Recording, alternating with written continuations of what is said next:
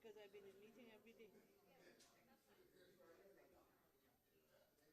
yeah, I know. Tomorrow, I don't think we will have Parliament tomorrow. Because of the state, so I don't think we have Parliament tomorrow, so I will say it tomorrow. Okay? I'll talk to you tomorrow, but I think I'll come out too late and I'll discuss how what we're going to do for Sunday. Okay, see you. Bye. Good evening, members of Parliament, honorable members of the Council of Ministers. We resume our meeting after the short break with the speaker, next speaker on the list, which is MP Johan Leonard. Thank you, Madam Chair. And as I promised before, I will be very, very short. It's just that I have been in the last meeting of budget, was the budget 2013, that was short 3 months ago. And most of the council that I'm seeing here in front of me are not the same that I've seen 3 months ago. And on that occasion, I have been very long-winded, let me put it that way. I spoke over 3 hours, so this time I will make it 3 minutes situation. So what I'm trying to say that 3 months ago, there were different persons sitting in front of us in the budget meeting 2013. So we have the budget amendments of the budget 2013, and most of the ministers that are sitting in front of us here, Madam Chair, is not responsible for the budget 2013. So why should I go into any ranting and raving? My observation is, Madam Chair, I have been listening to most of my colleagues this evening, Madam Chair, and indeed they have come with some very bright ideas. Very, very bright ideas. I was surprised at some of these ideas. And just to mention a couple, the canon for the Mullet Bay area, a national development plan, pensionable age to change to 62. And I could continue going on. But where were these plans 3 months ago? Why hit on ministers that have absolutely nothing to do with, most of them at least, have nothing to do with 2013. So that's what I'm elucidating. That's why we are coming here. Let's talk about the amendment. Yes, you have a problem with the amendment, but I am here to say that I am totally in accordance with the amendments. And I don't want to be a maybe. I am voting for the amendments because, and I think my colleague, MP France, have said it in the same direction that I wanted to say it, that it's because of a slotverklaring we end up with all of these situations. I think we have given up too much in that slotverklaring. And I think if we could have gone back, a lot of things that we should have changed at this point in time. Yes, hindsight. But what we have to do, prepare ourselves for 2015, Madam Chair, that we do not fall into these traps of our Dutch colleagues. We have to remember, Madam Chair, whoever goes to Holland to these negotiations, do not fall in the trap of the Dutch. Curacao went with over 40 experts. I think we went about 5 or 6, no more than 10. Anytime you get into these negotiations, never, ever make the mistake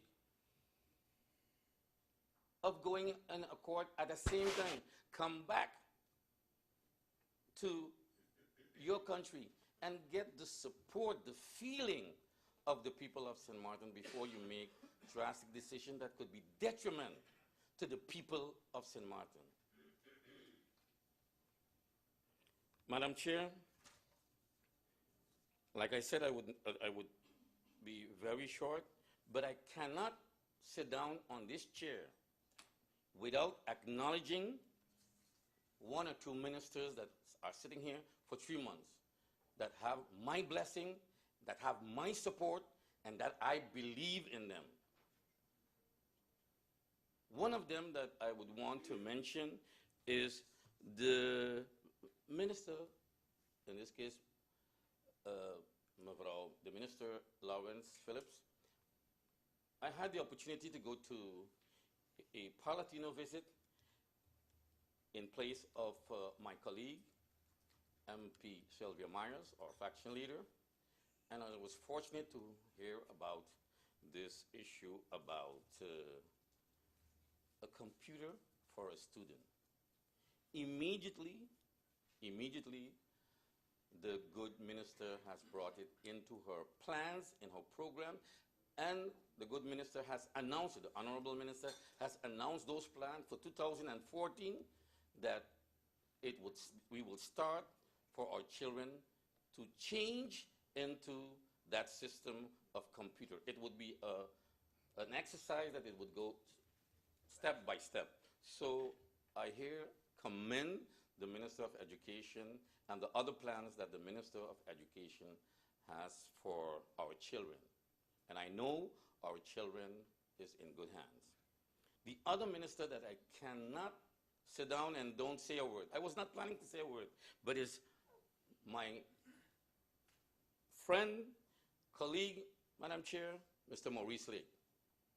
Why I'm saying these things, because Maurice Lake, Mr. Chairman, the Minister, Honorable Mr. Maurice, is a minister that executes. And I'm going to tell you a lot of things that we have done in a very short time. I have knocked at several moments, in the wrongest moment of the time, on the door of Mr. Maurice. The young man, the minister, Madam Chair, was very, very busy. But still, he had a listening ear. He said, Mr. Leonard, I cannot deal with that situation, but in the weekend, I will come to you.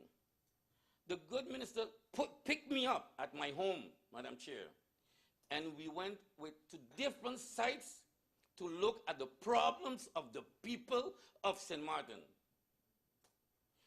And I could just mention a few, Madam Chair.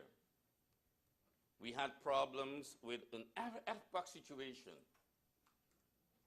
in Dutch Quarter. We had a problem over the water, over the bank. We had a problem, just not to be wrong with it, Chin Cactus Road, running water, sewage water. And he promised that he would deal with the situation. Which minister would go on a Saturday or a Sunday and go hands-on and look at the situation personally? So that's why, Minister Maurice, through you, Madam Chair, I would like to commend. And there's more thing, road problems. We went to visit during the weekend. We promised that this weekend we would be visiting the area of Simpson Bay. This good minister has the people's problem at heart. And why I'm commending, because he's, Madam Chair, a very young, because I'm not bashing no one. I'm not bashing no one. There was someone else said that at 30 years, I feel lost. But we have a very young minister. Mr. Maurice is also very young. And he still doesn't distrust or have any wrong belief in the future of St. Martin. The St. Peter's area, the boys on the block has gotten a job under the leadership of the minister. So, through you, Madam Chair, I want to personally, I cannot sit down here without commending you, Mr. Maurice. Good job, well job. Continue to work. Continue to work for the people of St. Martin. I commend you, through Madam Chair, personally, I commend you. Great job. And we will continue looking at more problems during the weekend, because the good minister has promised me we would be doing more. The good minister even wanted to take the whole member of parliament and walk through the areas of problem so that he knows what the problems of St. Martin. No talk, but walk the walk. Because a lot of us is coming into this hall and playing politics. We do not play politics with the people of St. Martin. 3 months ago, Madam Chair, 3 months ago they were sitting in here in government. How can we blame? They never blame, but the way they are doing this, Madam Chair, is just like the blame game.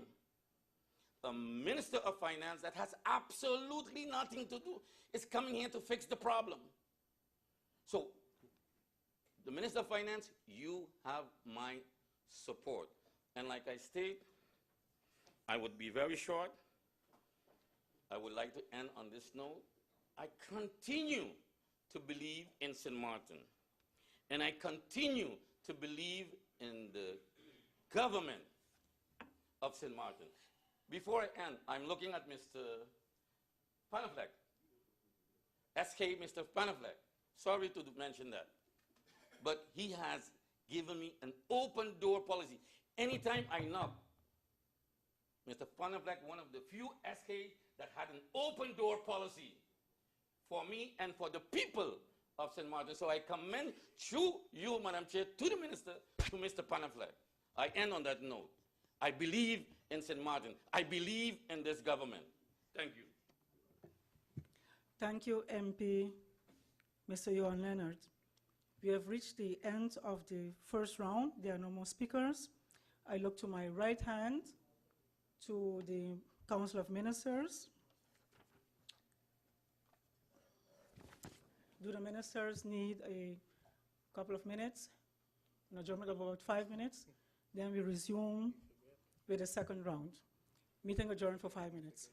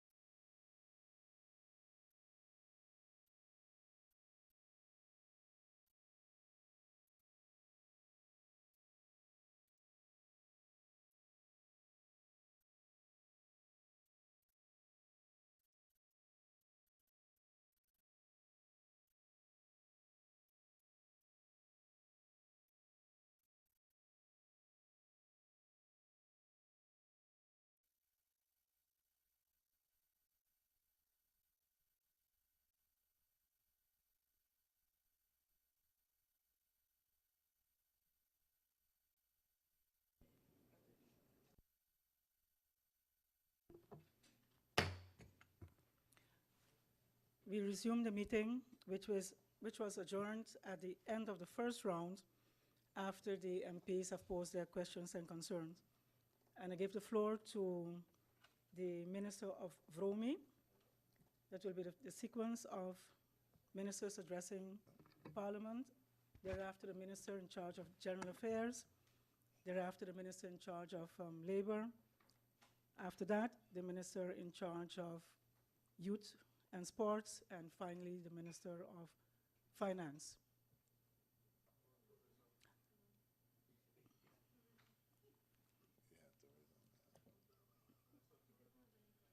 I did not get that on the list, but I assume that the Minister of Tourism, of course, will be speaking as well. But we start with the Minister of Public Works, Mr. Vromi. Minister Maurice Lake, you have the floor. Honorable Chair Lady, also honorable members of Parliament, good evening. It's a great honor to be here this evening, especially in the People's House, answering the good honorable MP's questions. So I'm really looking forward to answer every question and to give a elucidation of the question itself. First of all, I would like to especially thank them for their recommendations, especially MP Franz Richardson, which I find was a very good recommendation of the higher canon in the area of Maho, Point Periet, but also we're looking at the airport road also. And I think that's something which we definitely have to address in that area. I also will be looking at Honorable MP Romain Laville. He brought a very good point, and that's something also I was within my term to be addressed, especially bringing relief not only to the elderly people, but also to the average local person within the community itself, bringing relief, especially within GB, to reduce those bills. But we are more looking at that, MP Laville, where, let's say once we get 100% buyback shares from within GB, we are looking at, let's say, the beginning of January, so 2014, so that we can have that discussions, and I'm sure I'll be working very close with you, so we could bring down, reduce those how will I say, the tariffs within that area. So thank you also for that recommendation, and we definitely would like to see that motion so I can work on it with you. I also would like to thank my good friend, Honorable MP Laveis. He also brought a very good point there, revisiting the FPAC canon to bring relief to the people. And I think that's something definitely have to be addressed. And just hearing the cry with the people within the community, it seems, well, they're looking for that type of relief also. The canons are definitely high, and something which we were discussing way back, especially under Heliger's, when I was part of Heliger's cabinet. So that's something I'll be looking into also.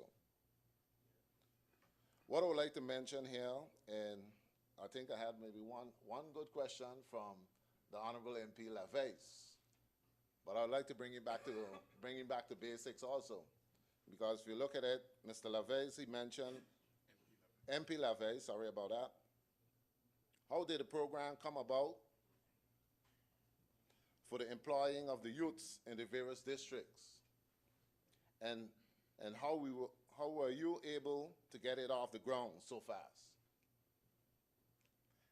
But I would like to just bring MP Laveis back in history, and especially the original plan started under Minister T.L. Heliger around 2008 and 2009.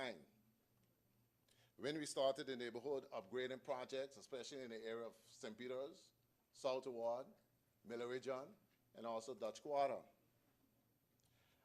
Also, we continue when the garbage and district improvement contract for 5 years was signed back in 2011. Minister Heliger insisted that each of the 4 contractors employed 2 subcontractors, which local contractors within each district. I'm sure Ms. MP Laveis is very familiar with that, so let me bring you back in history. This went well, and at a later stage, upon the request of parliamentarian Romain Laville, where we sat down, at that time I was in Minister Helliger cabinet, where we said, let me look into the trench cleaning. And he brought up, especially with the soccer garden boys. And especially, it's good that MP Laville is here because, you know, sometimes we look at, especially the former minister of Romy, where he stated that he started the project itself. And it's good that MP Laville had corrected him and let him know it didn't start with him. Because at that time when he asked him, he said he didn't have any monies.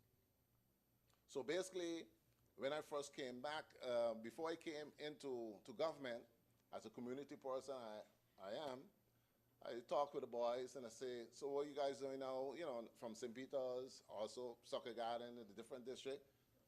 Maurice, I only get a lay, dig in there. I ain't doing nothing now. I only got one-time thing.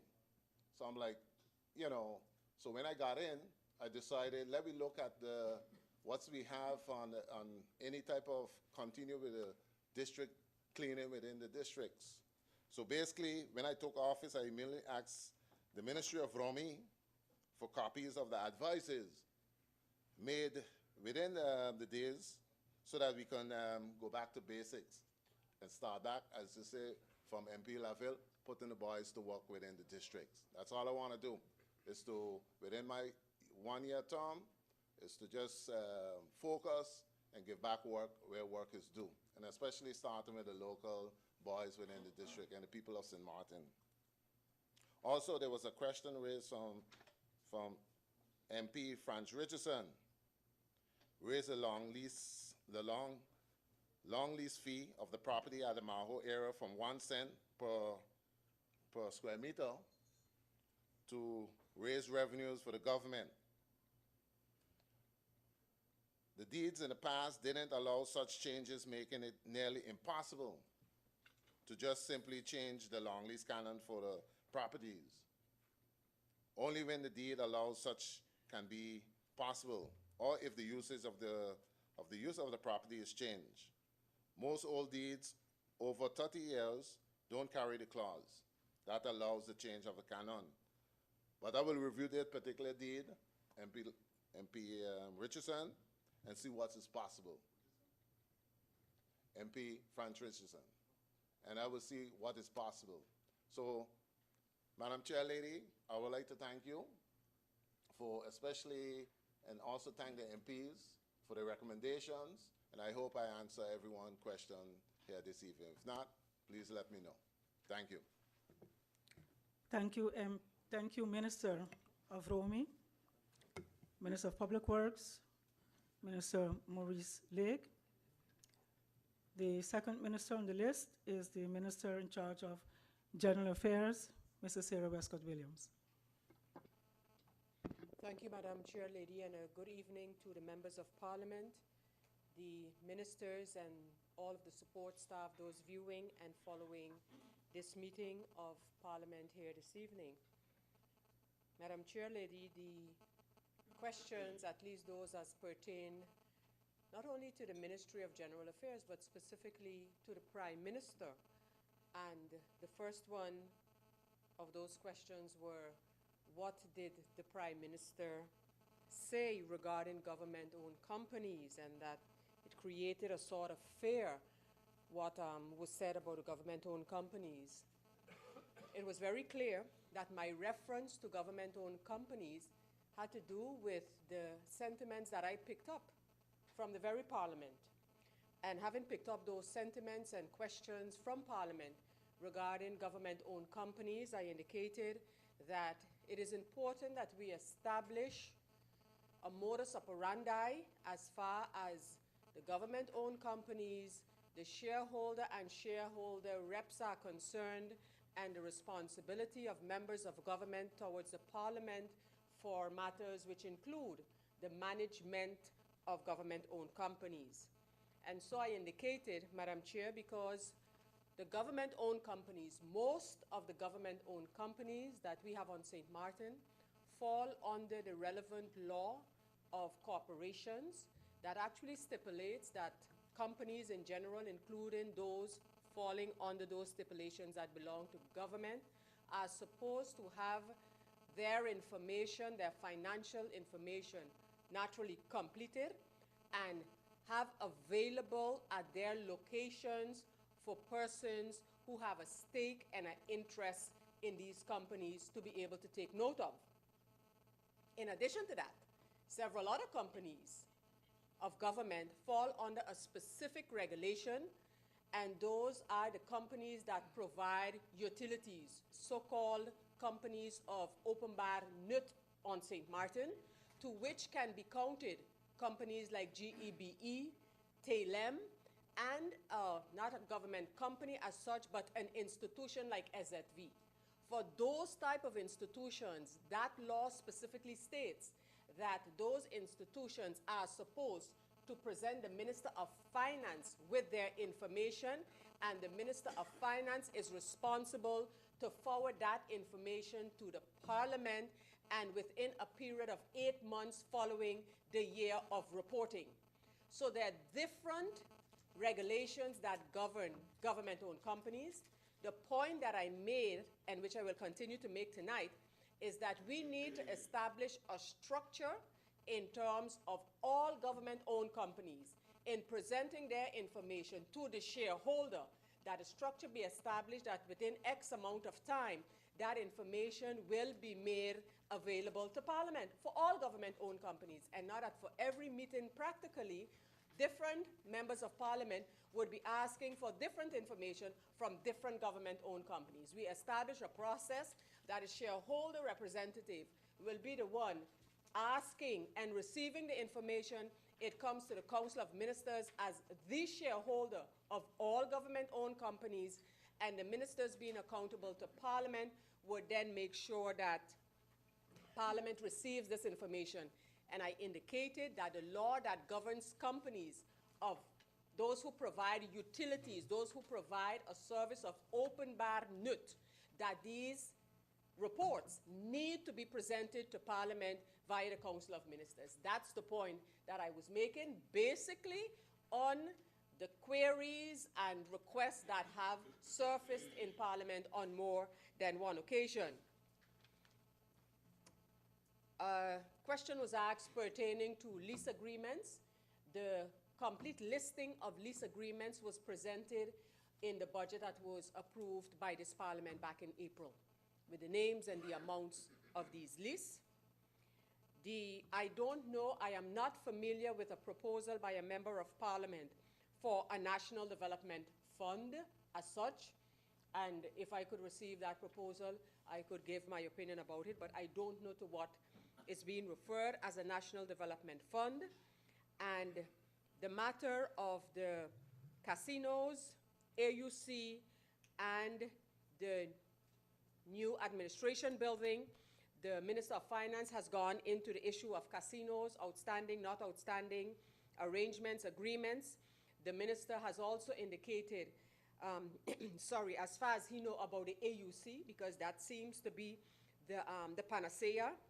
And as far as the new government administration building is concerned, let me explain here one of the reasons, part of the reasons actually, for the increase in the post of rental of buildings, and that having to do with the fact that especially for a ministry like Justice, that was not included in the new government administration building to start with. And there alone, the amount of buildings and facilities that that ministry had to rent, which is already in the vicinity of 700,000 guilders, if all is added up, to give you another part of the reason for having to increase that post. Madam Chair, as far as I know, these were actually the only specific questions that were asked. And may I add here that the Minister of Tourism was not on the list that you received, because as far as we have recorded, no questions were asked. But if they were, then we gladly would hear those and they would be responded to. Madam Chair, I thank you. Thank you, Minister in charge of General Affairs, Mrs. Sarah Westcott Williams. The next speaker on the list is the Minister in charge of Labor and Social Welfare, Mr. Cornelius Weaver. Thank you very much, Madam Chair. Good evening to members of Parliament, fellow colleague ministers.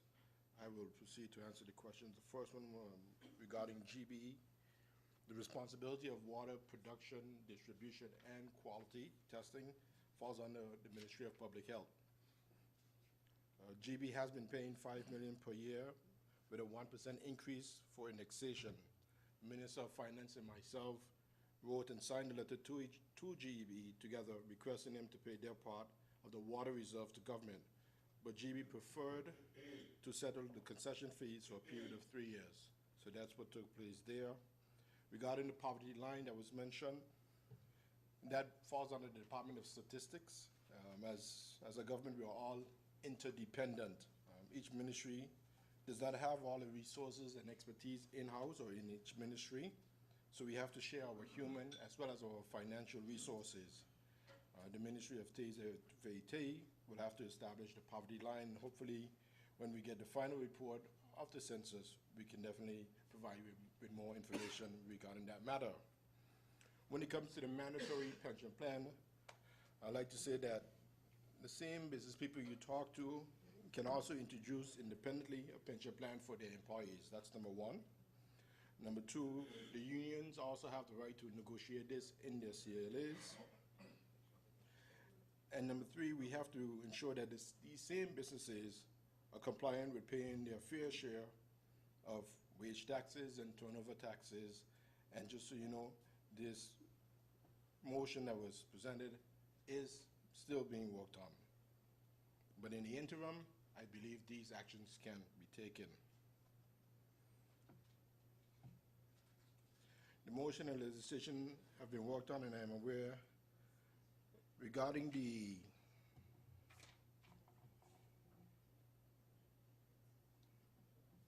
civil code that you had mentioned, MP Lavelle, to you, Madam Chair. That legislation has been worked on, and since you are aware that it is a civil code, I have to also inform you that the civil code falls under the responsibility of the Minister of Justice. I have informed him as well and sent him the advice regarding this. So while they're currently in the process of making changes to the civil code, this is one that we've asked them to include as well.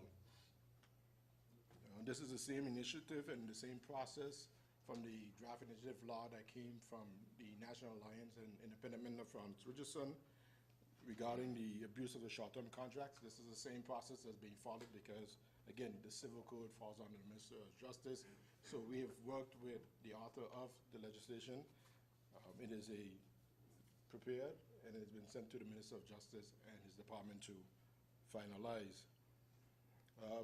I think there's one more issue that we have to address, which is the AOV benefits, about raising the pension to 1,000 guilders. I don't think you can go looking for something when you didn't put anything into it, and you can't take something out of it if you haven't contributed to it. You can't go to your savings and account and expect to take money out that you have not deposited. At least I don't think so. So I don't think we have to sit here and try to fool the people and let them believe that they're going to get everything from government when they haven't really contributed. So it's about everybody doing their fair share and contributing their fair share. For many years, there are those who flew on the radar, were not in the system, and you can't expect maximum benefits. So let's be real with the people. I thank you, Madam Chair. Thank you, Minister in charge of Labor and Social Welfare, Minister Cornelius Weaver. Our next speaker is Minister in charge of Education, Youth and Sports Affairs, Ms. Patricia Lawrence Phillip. Thank you, Madam Chair. Good evening to the members of Parliament and to my colleagues, ministers. I received a question from MP Franz Richardson. He was concerned about the cut of $500,000 from the study financing budget. I want to say first and foremost that that figure that was originally put there was a projected figure, and since then, due to the strict enforcement of the study finance ordinance, that there were some places where wastage was seen in terms of students who have not complied with continuing with their schooling, students who have dropped out, and so the figure was adjusted to reflect a more realistic situation. Besides that, the study finance program is presently being supplemented by another program called Study Within the Region, and this is being funded by USONA. And so it gives the opportunity to those students who might have missed one criteria that is needed for the study finance ordinance to be given an opportunity to still go on and study. So the concern as to whether or not students would be adversely affected by the cut of 500,000, I think can be explained in that way. Minister MP Franz Richardson. Thank you very much. Thank you, Minister in charge of Education, Youth and Sports Affairs, Mrs. Patricia Lawrence Phillip. The next speaker is Minister of Finance, Minister Hassink. Thank you, Madam Chair Lady. The question of Member of Parliament, Mr. Lafeist, about the income recorded under Article 550001. Yes, that is the BTP income that we projected. That was also included in one of the amendments.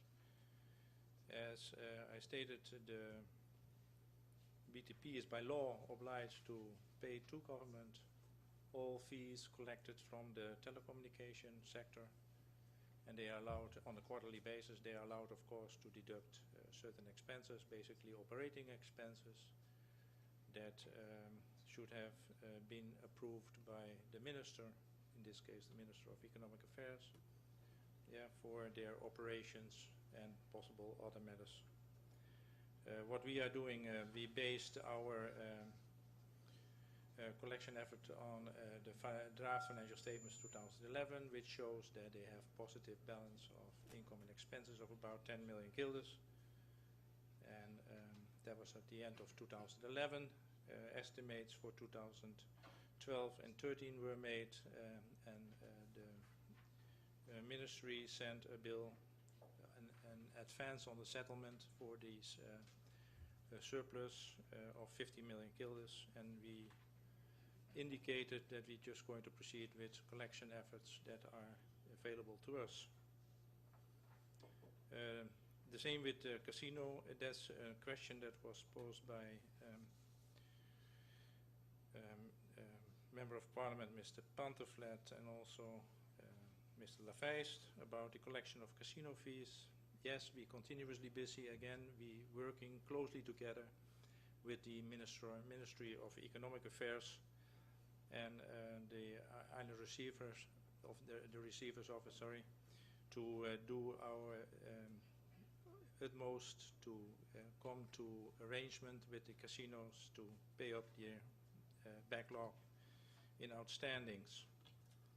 There are also quite some legal issues that hampering the process, I understood, that we trying to work out at this moment.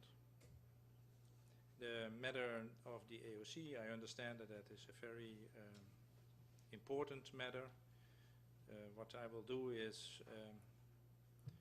or actually what I did already, is asking for an update on the situation on that, and I will get an advice on what I can and what I can't discuss and how we can discuss it with Parliament, which points and in what manner.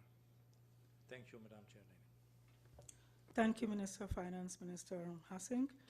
I understood from the list provided that there were no questions for the Minister of Tourism and Economic Affairs, nor for the Minister of Justice.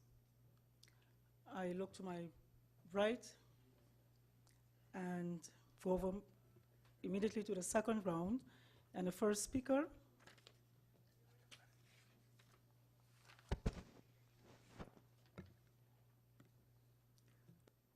before, if there's any need to that, before going over to the second round, are there any point of clarification now at the end of the presentation by the ministers? No? Then we continue with the second round, and the first speaker is MP, Mr. George Pantoflet.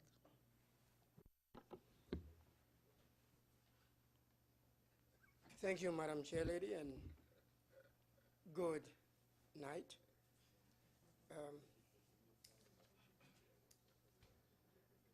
Madam Chair, I believe that we have really gone through a lot of information today. It would be remiss of me to say that I am satisfied, because definitely I'm not. However, I know how the cards are stacked, so therefore I will not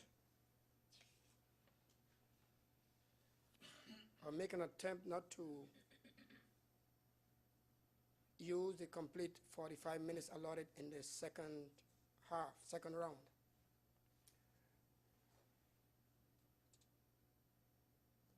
Do we have a crisis,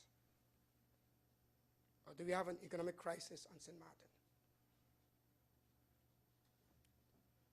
Madam Chair, if you look at the explanatory notes that we received, it was made clear that the financial position on St. Martin, in comparison to the other countries in the kingdom, St. Martin is doing good.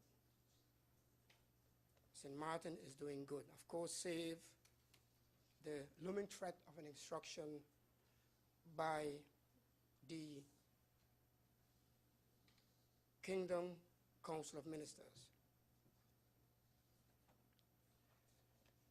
Madam Chair Lady, my colleagues before me, or some colleagues before me, already addressed the issue of the cuts that have been planned. And it is a fact that on more than one occasion I've always asked myself the question, why is it when it comes to cuts, it is always education, health, law enforcement? Or it has to do with social benefits or social spendings.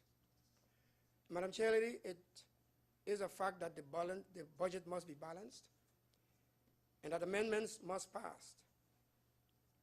But it should not be, Madam Chair Lady, that when this takes place, that we have to deal with social problems that will definitely confront us. I quickly took a look at where in a particular country there were some budget cuts that were made. And the cuts that were made caused this particular country to regress to the point where it took them 20 years to recover. And the statements were these policies were a failure. It was a medicine that sought to cure the disease by killing the patient. Madam Chair, it seems that we're heading in the same direction. I ask, do we have an economic crisis on St. Martin?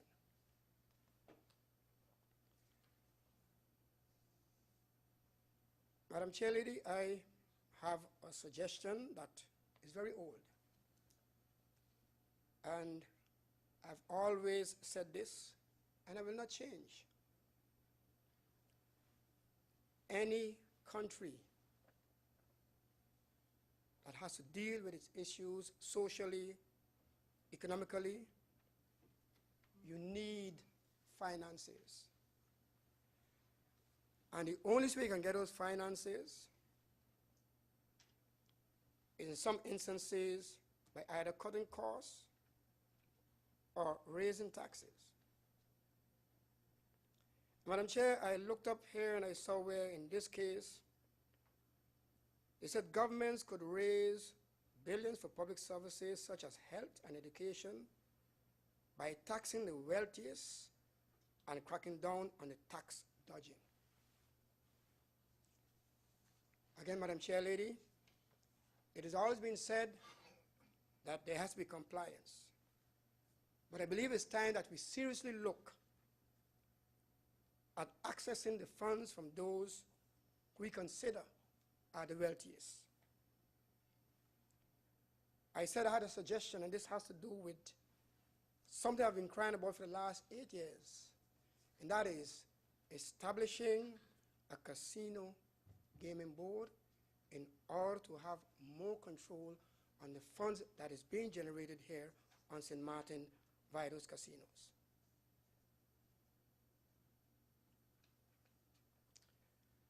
Madam Chair Lady,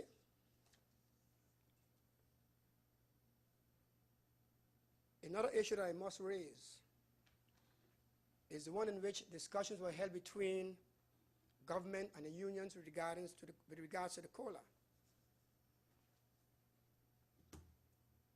Simple question, Madam Chair Lady, through you. During those discussions, did the union come with any suggestions as to how to mitigate the cost of government? If they did, what were those suggestions made by the unions in order to assist government in cutting costs so that they can receive their COLA payments?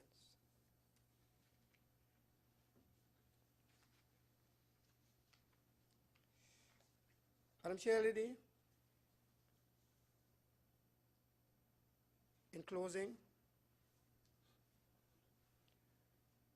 we were told more than once, twice, 3, 4 times that the issue of the 100 million guilders is one that is a private matter. It is one that cannot be made public. And I do not know if my colleague in Belaves already mentioned that we would not have mind having discussions in a closed door session, but I am quite sure that the persons who are being vehemently followed and pursued and tracked down to ensure that they pay their taxes are very much so interested to know what really transpired, that we, or that the government at that time came to an agreement that would cost, that caused government to possibly lose 100 million guilders.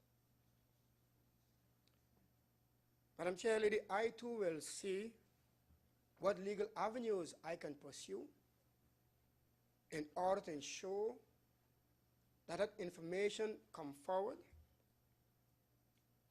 and then I can lay to rest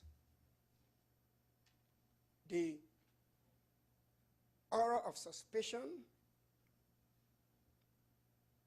the sense of secrecy that surrounds this whole issue, and to put the mind of the people of St. Martin at rest. Because, Madam Chair Lady, I have a difficult time relaxing myself while I am looking at a budget amendments that are, what the word my colleague used, butchering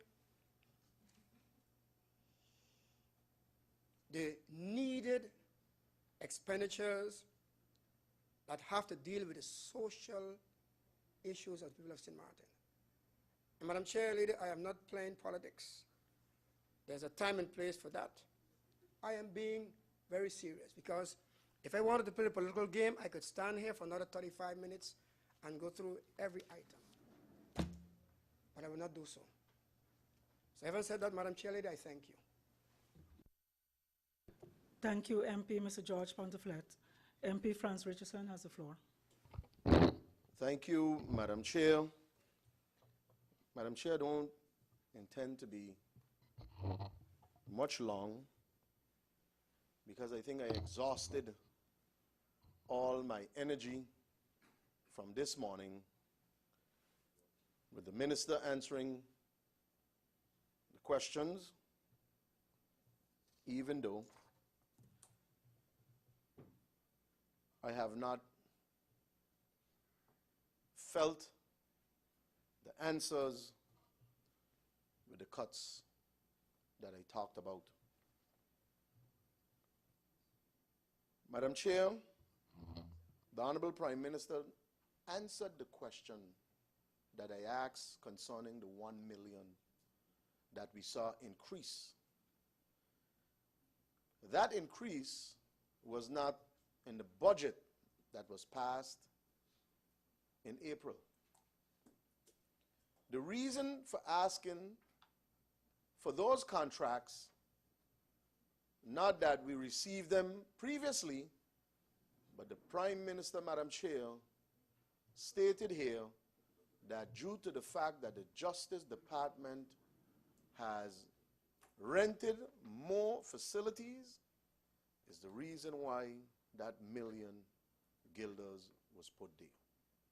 So that means that there was additional contracts being signed. And I would like to know, Madam Chair, were there new contracts that were signed previously before or after the budget was passed that we now have increased in 1 million guilders in rental, that there's additional contracts that was not provided to Parliament at that time? Because we see an increase in rent. So clarity needs to be given to the members of Parliament where that's concerned. Madam Chair, I don't want to stand here and was part of a government and let some of my colleagues praise previous contracts, who was given what, who did what. Madam Chair, the previous minister of Romy did sign off on a few contracts for the local boys in a different district. The minister well put it together that it was done in 2008, 2009. Yes, I remember that. Via the different companies who had won the contracts awarded to certain individuals. Yes, that was done. But I think there was a different approach started in which directly government awarding contracts to individuals to carry out work. And we must not stand here and not at least put the record straight. We can't. It will be hypocritical of me to stand here and not say that if you go on the Daily Herald, there was pictures taken, Madam Chair, with the previous minister, with the garden boys who fought long and hard from the previous government, of the government that was there, to get it done.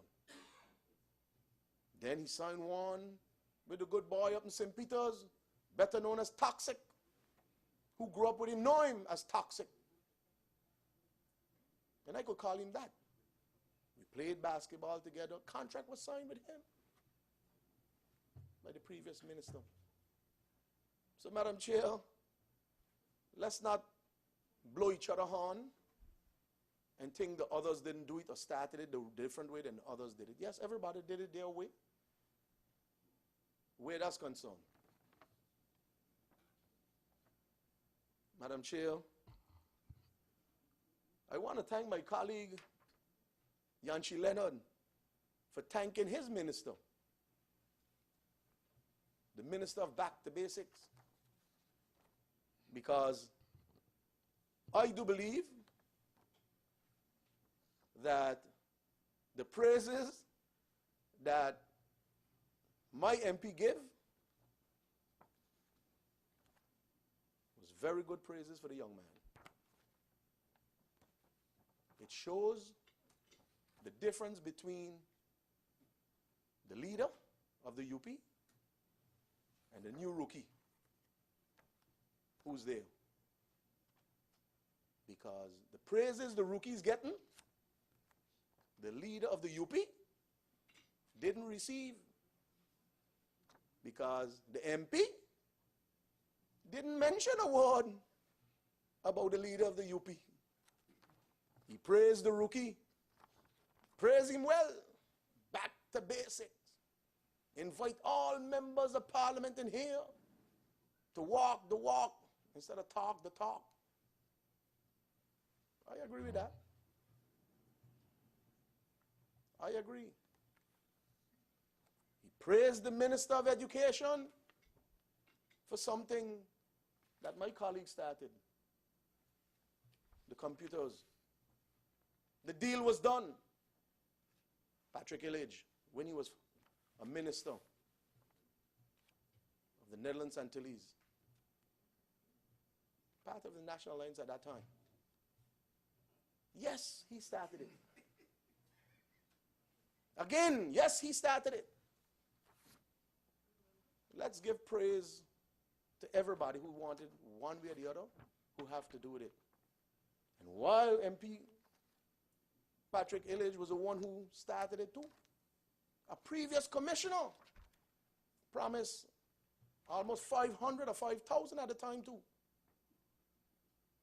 So I do, Madam Chair, through you to the minister, that it will be delivered this time.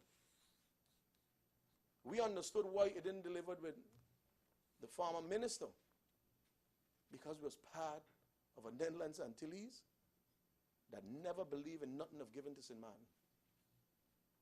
And we know why that failed. But we do hope this time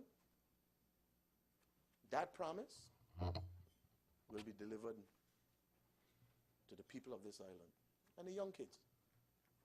I don't need to blow my horn how much I give out free that I paid for. Yeah, I don't need to blow my horn. So, Madam Chair, I don't need to be here all night. The ministers answered, but what was lacking here this evening, there's about 115 cuts. Total cuts, majority between sports, education. The problem I've seen, there was no justification to hurt those areas so dramatically. That is my hurt. And yes, my colleague stand there and was give the government a green light because school started. He can say that he leave his government get away scot-free for the $1 million, but not me. School or no school started. A promise made should be a promise kept. Promise made is a promise kept. When you promise to help the poor who can't afford to pay, we must keep our promise. Simple as that. My colleague, he wanted to give him the break. I ain't giving him a break. Not on that one. It got my support.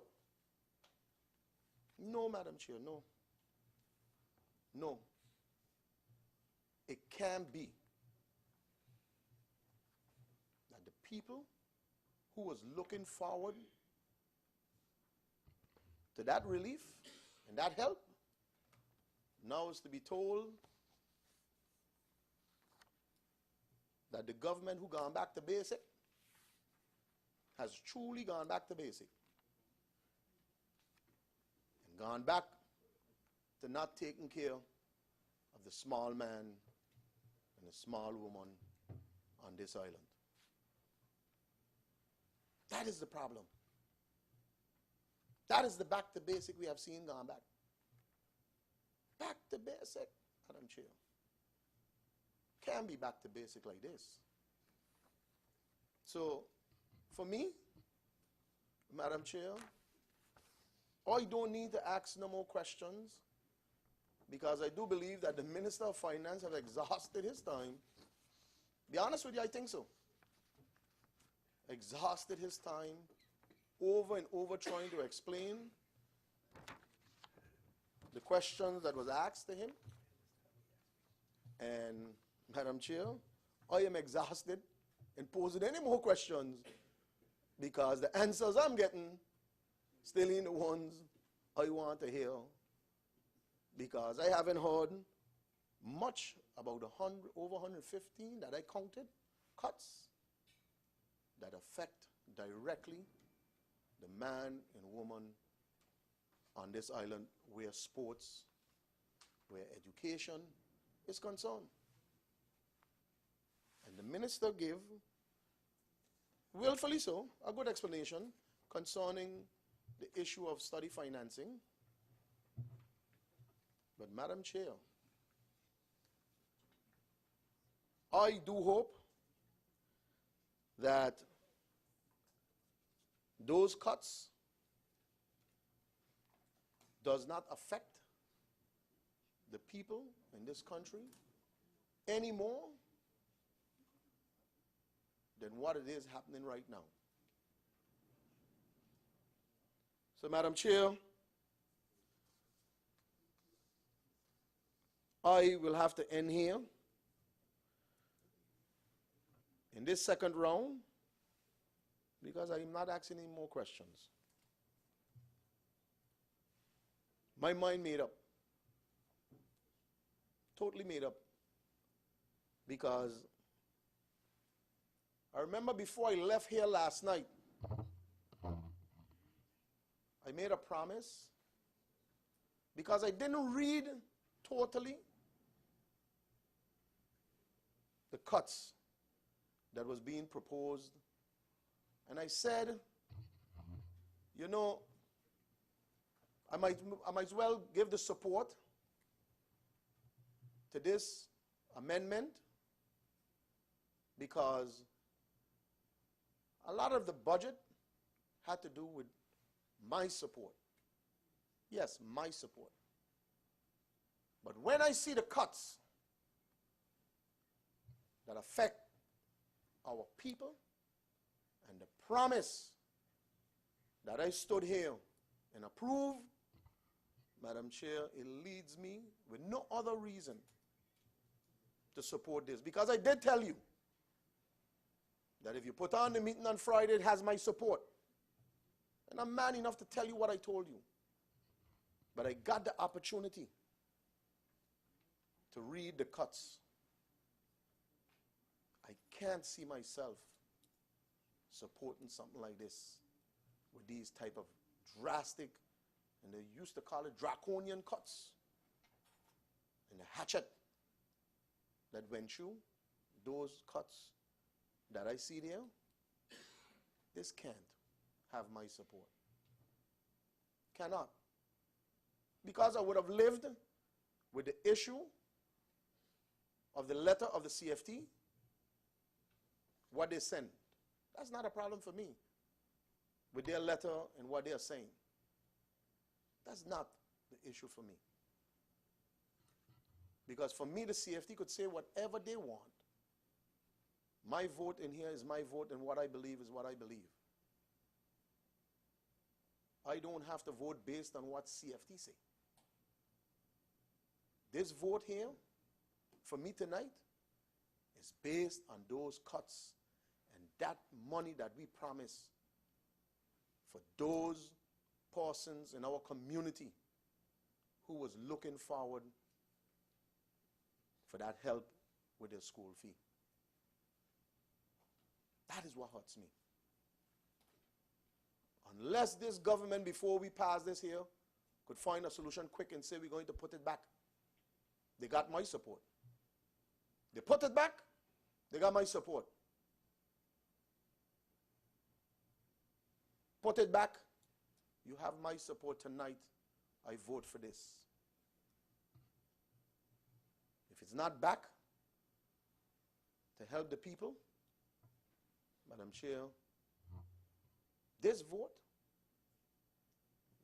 consider it a vote against. Madam Chair, I thank you, and I will leave my good night because it's my last standing here speaking. Thank you very much. Thank you, MP, Mr. Franz Richardson. MP Mr. Romain Laville? Thank you very much, Madam Chair. Madam Chair, I'm going to be short. I know I said that the first round, but I do intend to be short at this moment. Madam Chair, I want the people of St. Martin that are listening, that are up now at 9:35, to understand what this whole debate is about. We are debating an amendment to the National Alliance Democratic Party led government budget. I want to be very clear, because there's one thing that I don't like is misinformation to fool the people on what it is that we're debating. Because I feel the debate we're having now is a 2014 budget debate of what are the things come January 1st, 2014, when the budget goes into effect, that is going to last for the 12 months. And so as responsible elected officials, I think we have, and we press upon the press, the media, to not give false information to the public that are reading the papers. But I don't think sometimes we do the people justice either by giving them false information when we sit here in the House of Parliament. And I could speak as only as I know how to, frank and straight to the point. And as my colleague Patrick Illich always says, uses the term, don't really care what school keep. And so let's be honest with ourselves. We have 3 more months left for the National Alliance Democratic Party led government to be able to be finished. And so the budget. I didn't think I had to say budget again because I said it earlier before, and I thought I'll try to use my English in a proper manner. And so, as much as I understand my colleague a while ago talking about the free education, no one has that to heart than me. But I also understand the reality of the matter. And let's go to the reality of the matter. We wouldn't be dealing with the free education issue right now if the former minister, and I'll be very frank, the former Minister of Education, over a year ago, when I brought all of the information to the cabinet to get it up and running, that by the budget of April of this year, that could have been sealed, signed, and delivered, and August, when school started back, it could have been implemented. And so I am not going to sit here and play politics and say that, and I didn't want to go that route, but I am not going to sit here and play politics. If that was not done a year ago, when I came, when the Minister of Finance, Mr. Roland Tuitt, the former minister, said, the only thing in the budget that has an effect on the people is the $2 million put aside for free education. Then I found out $1 million was taken out. And then I found out that the minister had a different opinion of who should get free education and who should be considered to receive the free education. And here was the back and forth between me and the minister and the cabinet to understand that instead of making it that those who can't afford versus those who could afford, to make it generally across the board. So when we're talking about this, I'll tell the people of St. Martin what exactly transpired. Because if the minister was serious back then and didn't take her position and take the reason why she came in that position and the reason why the person who came to push this agenda for the people of St. Martin for granted. We would have had parents starting of August now with free education, don't have to worry about spending that money out of their pocket to send their children to school. That is the crux of the matter, and that is exactly what happened and the reason why we are here today. So the people know. It wasn't the fault of nobody else, but that former Minister of Education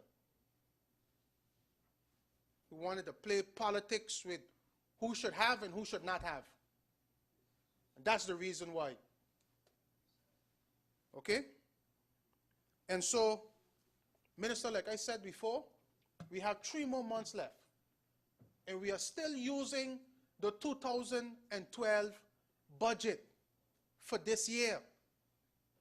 So whatever was voted on in the DP National Alliance budget of 2012 is the same budget that we are still using.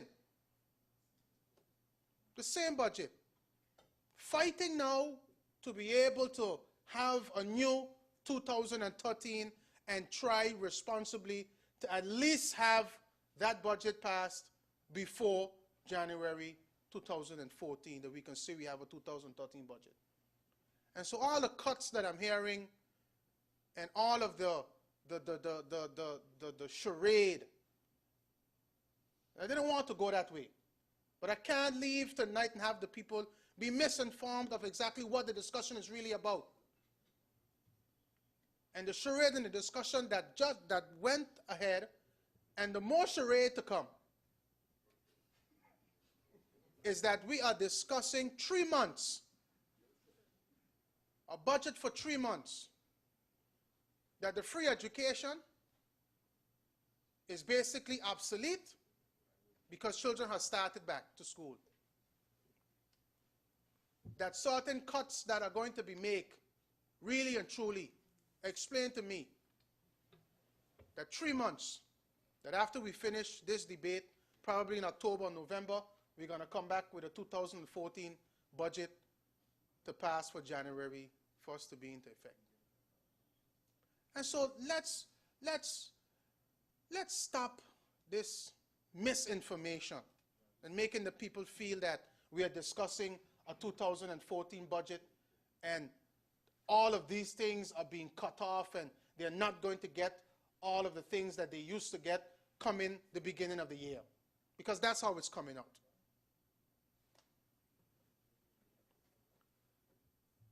To the Minister of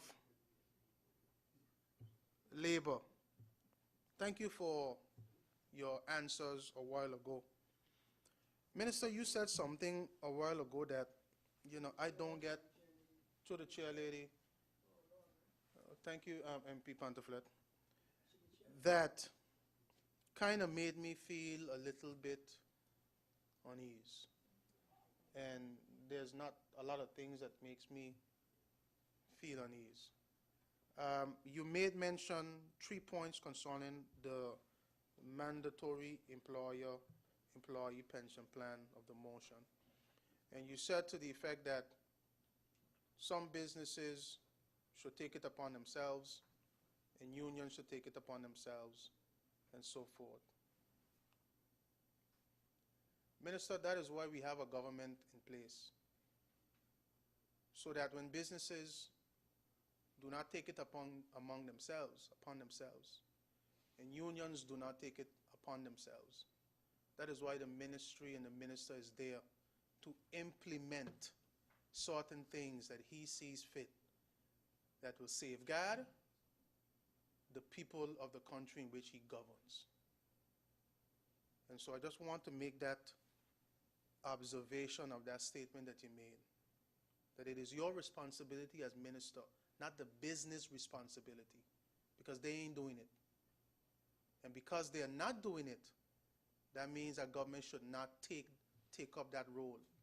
And so I just want you to be very careful in that statement that you just made a while ago, because it is your responsibility, each and every minister. To the Minister of economic affairs, transportation, tourism. Since your budget was the budget that was, sorry, through you, Madam Chair, your budget was the one that took a few hits. Can you tell me, Minister, what is your plan? We speak about economy all the time. Through you, Madam Chair, what is your plan to deal with this economic situation that we're dealing with? One of our colleagues a while ago spoke about the economy of St. Martin and its condition.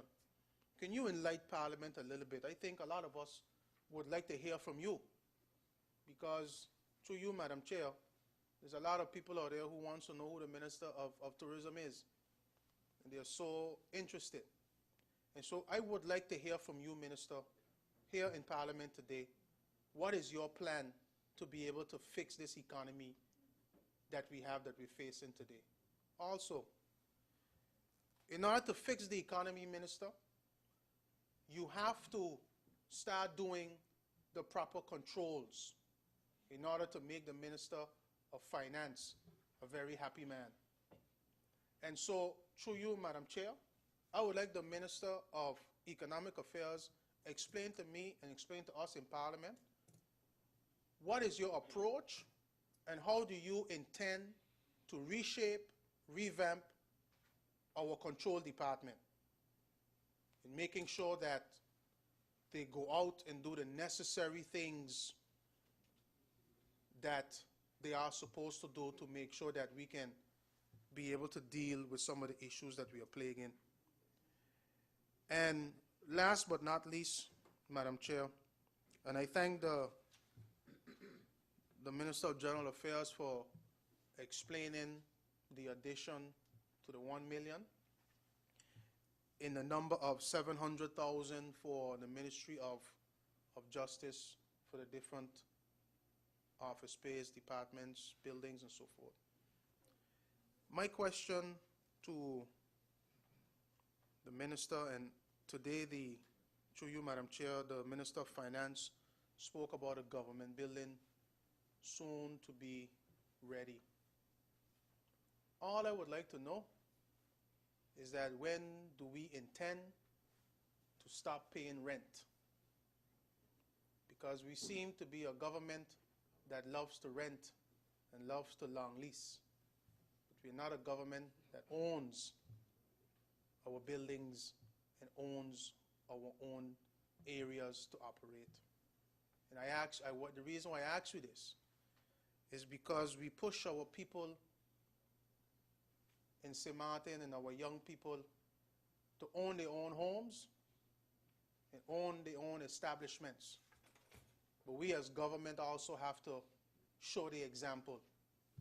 We cannot tell the people to own while we continue to rent. We cannot continue to rent and try to figure out a way how we're going to deal with our budget issues that we are facing. And so I thank you very much, Madam Chair, and I hope to get some elucidation from the Minister of Economic Affairs on the two questions that I posed to him. Thank you. Thank you, MP, Mr. Romain Laville. MP, Mr. Louis Laveste.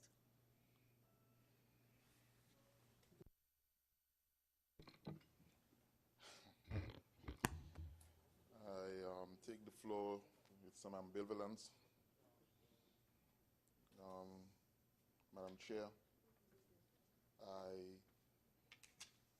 am convinced that the might is right. Process is all in motion. Because when I ask questions to the leader of government, straightforward, fundamental, clear questions. And particularly on the issue of AUC, need I go back through that whole litany of questions, I will not. It's a stash and passe as far as I'm concerned. And so I will not go back there. Here's the answer. Here's the answer. Here's the answer to all my concerns about the AUC and the 100 million loss that the people have endured.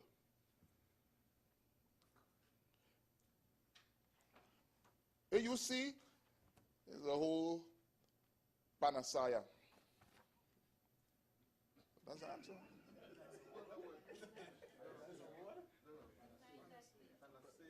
Panacea, yes.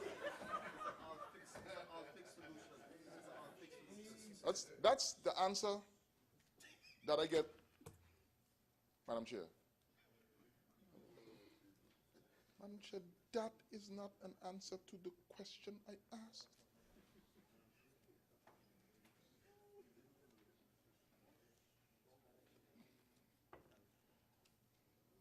Madam Chair, it puts a whole new meaning to say a lot while saying nothing. But here's a new one. Say nothing while really saying nothing.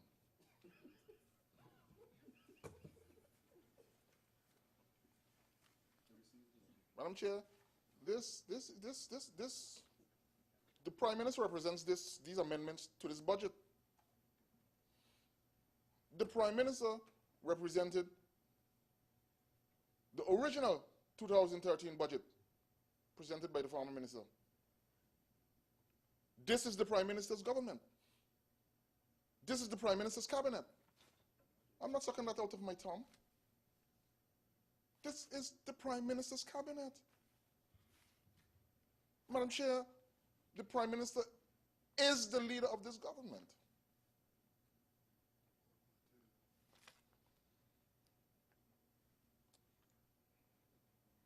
Well, Madam Chair, there were no answers provided. I will depend on you, Madam Chair, to grant me and Mr. George Pontiflet our wish, because it's not a off-the-wall request. And we are open, as we have stated, to have it done closed door. But, Madam Chair, we have a right to know, and moreover, because the people have a right to know, government should not be shrouded in a cloak of secrecy. What kind of cloak and dagger deal is this AUC thing? AUC is a panacea. Let's sit back down. That was the answer.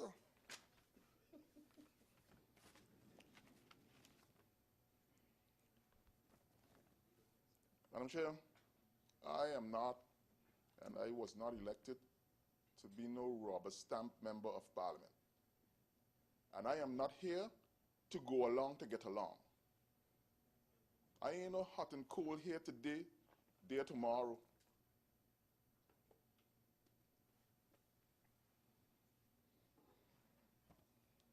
Madam Chair, and we have exhausted, as I mentioned in the first, we have exhausted all our avenues, and the might is right is in process. So it's okay, don't bother answer the question on the issue I posed to the Prime Minister with regards to what their intentions were with the Corporate Governance Council, considering they have a role to play in all these issues pertaining to government-owned companies.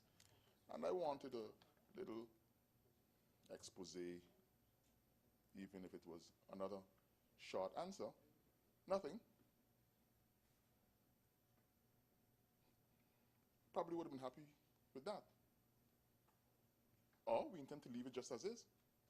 No changes. That's it.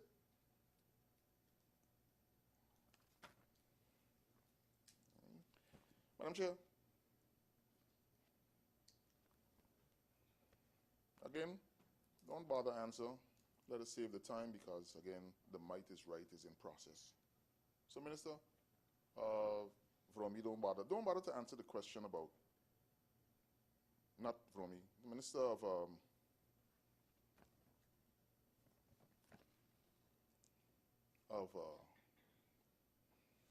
the water company. Don't bother to answer the question about whether this whole GEBE deal will affect any ongoing projects with respect to installing any new generation water lines, or how it affects your portfolio in general total, or even what role you played herein, considering that the Council of Ministers have a collective responsibility. Well, if you don't feel like answering it, don't bother, it's okay. If you don't feel like answering, it's fine.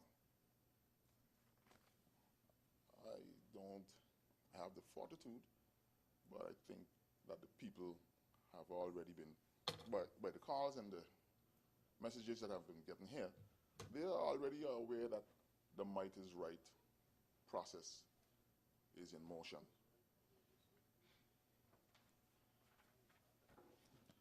They understand that they ram it through, whether you like it, take it or you take it or you leave it. And if you don't like it, lay it alongside it.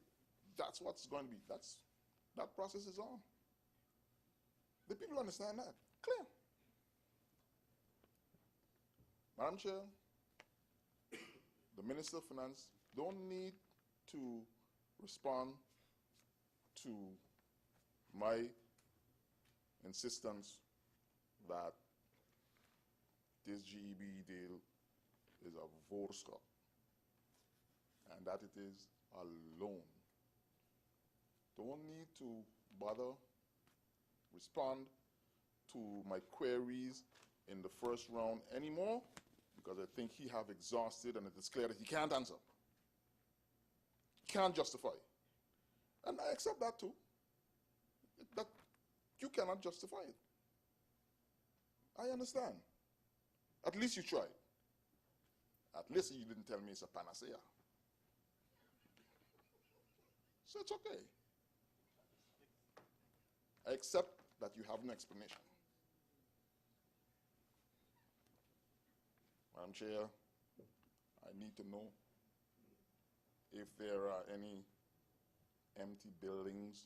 This question I do want to know from any minister that is willing to answer. And again, if they don't want to answer, that too is fine too. Are there any additional empty buildings that are being paid for but not being used by government, further having a serious damaging impact, negative impact on the financial situation of the company? I'm really tired. I just saw the sandwiches.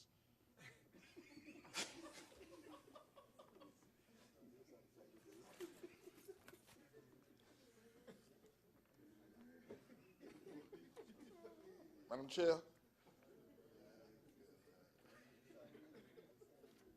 I need to express my serious dissatisfaction with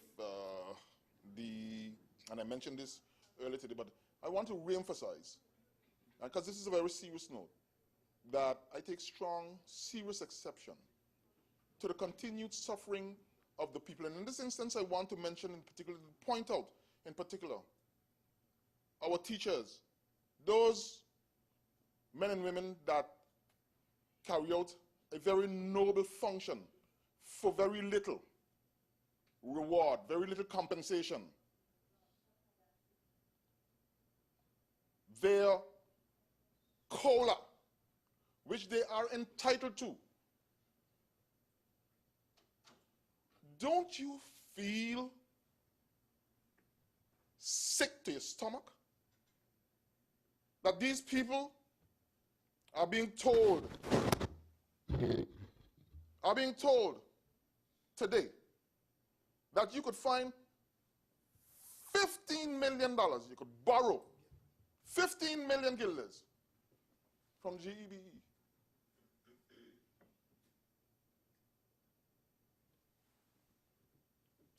resolve everything else but their rights, their COLA, their payment, don't you feel sick to your stomach? That you continuously renege on a promise on something that is their basic fundamental rights. They have earned it. You owe it to them. And then these same people, let them owe you some taxes today. Let them owe you some taxes today. You drive a drunk from them. You put a foreclosure on their goods, their assets, while you owe them. Today you owe them money and they can't get it.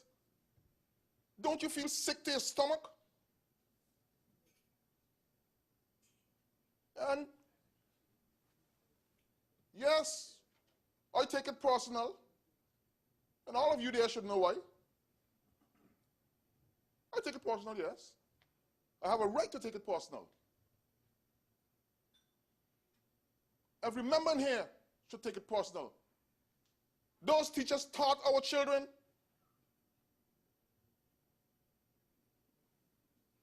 If it is the last thing you should not allow to happen, is that those people be told that they can't be given what they have earned, what they have a right to. Madam Chair, if that doesn't make you sick to your stomach, that our police officers who risk their lives on many occasions to carry out another noble duty, if it doesn't make you sick to your stomach that our firefighters are owed money by you,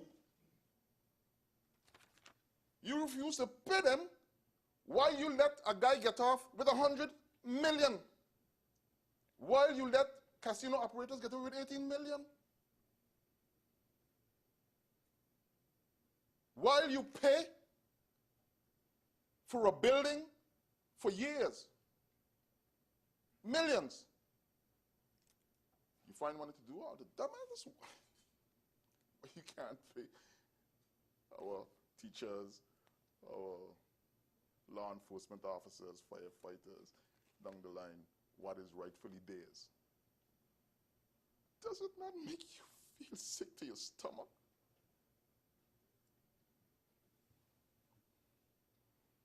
I take it personal. And when I say these things, when I stand up for the rights of the people, what do I get in response? I get a beat down from some members in this house, in this chamber. But that's okay. It goes with the territory. No amount of beat down, I stated in here yesterday, no amount of screaming by any member, no amount of antagonism, no amount of foul language is going to intimidate me that I would cower away from doing what I was elected to do, and that is defend the rights of the people. I see former teachers on the other side. I'm sure that they don't feel and they're not pleased with this situation. Madam Chair, let me make it clear that the proposals that I put forward, and again, the Honorable Prime Minister need not respond to this either. I'm just closing off here for the sake of not only my constituents and the people that are obviously listening and following this meeting, and surprise, surprise, all of you who think that people don't listen and follow these meetings, I got news for you. I'm going to tell you a lot of people who deserve the COLA listening, and I'll tell you that for sure. Madam Chair, I don't know why I just try to do this without my glasses. Madam Chair, I want to make it clear that I made a proposal, and that proposal, for the benefit and all fairness to her, because she was not here, to the Honorable Prime Minister, let me not refer to her as her, I apologize. My emotion does not mean that I disrespect the Prime Minister in no way, shape, or fashion. I just want to make that clear. So I take that back. In all fairness to the Honorable Prime Minister, the proposal that I put forward today had to do with a national development fee. It's something that I have been putting forward, that I put forward, I believe, in 2011, 2012. And at that time, I called it an environmental fee to help with the environment, a $1 fee that would be charged to the cruise passengers and to those in airlift. I extended that today, and I changed the name to a national development fee that could be extended not just to cruise and air passengers, but also to those persons that stay over passengers. Often, I'm sure that you will be aware that when we go to the hotels in foreign countries, the cost of the hotel, for example, could be $100, but at the end of the bill, you see environmental fee, gas fee, cultural fee, tree fee. At the end of the day, your bill is $150, and we pay it. That's normal. Now, we expect that. We pay it. I'm saying we could do the same. It is something normal. It will not scare away our tourists. It is a normally internationally accepted phenomenon, if you want to call it that, for lack of a better word, or activity. So that is what I was referring to, that government could, and I changed the name to a national development fee, because if we limit it and box ourselves into a cultural, to a environmental fee, we would not be able to use that money and designate it to, let's say, for example, cultural development, youth development, environmental, other areas that we find ourselves at odds to education, to raise money for. And those fees can range anywhere from $1 to $15. And you would be amazed if you take that proposal seriously, the amount of revenues we would be able to generate, thereby plugging many holes in the budget that we are today wrangling with. So if it's taken seriously, I'm willing to sit with anyone. As a matter of fact, I'll begin to put something on paper for you. I have something on paper, as a matter of fact. I thought that better not say that. Thought the political situation would be different at this particular point in time. But it's not. It is what it is. But nonetheless, it's about country. So therefore, I'm willing to sit and work on this national development fee that I have put forward. That is what, in a nutshell, Madam Prime Minister, what I was referring to. And I need to correct, or at least bring to light, as I wind down, got to get back to my good friend. And I have an additional question here, and that question goes as follows: when will the STA be established? Madam Chair, a question to any one of the ministers that I have: how will you deal with the out of spending in the market of South America? Madam Chair, an additional clarification that I want to put forward here today, because it would be remiss of me if I don't. The project that I talked about, the trenching, the cleaning of the trench project, I wasn't talking about a garbage contract for the boys. This was a specific project. So this is for my good friend, Madam Chair, my good friend of Romy. I just wanted to be clear that the explanation given, in all seriousness, was very, very misleading. Very misleading. I can recall, and I take no credit for it, I benefited from it in terms of the boys in Coal Bay got a little dig in, thanks to my colleague Romain Laville, who was the pioneer pushing this thing, because what I can remember, these boys couldn't get a dig-in into the cleaning of their own districts because all the funds, all the funds that were designated to cleaning was usurped, indeed, by your boss in the garbage contract. What was happening, Madam Chair, is that nobody else, only a collective few, were benefiting, and you know who that collective few is. A collective few were benefiting from that entire original project that you were talking about. I will not mention names because that wouldn't be so nice. And that's not the idea. I don't like to mention names of people who can't defend themselves in here. But we will talk about that outside of the halls. But there's companies with little green signs that were mostly the beneficiaries of anything to do with cleaning of the districts. Madam Chair, it would be totally unfair. And I'm sure the leader of the National Alliance don't need defending, he can defend himself. Madam Chair, he heard the concerns of MP Romain Laville and bent over backwards. I believe he even had to make special provisions available to comply with financing this project, whereby specifically the cleaning of trenches could be awarded to the boys in the district. Now, here. Member of Parliament William Allen never one day got up and said, no, it was me who did it. Never.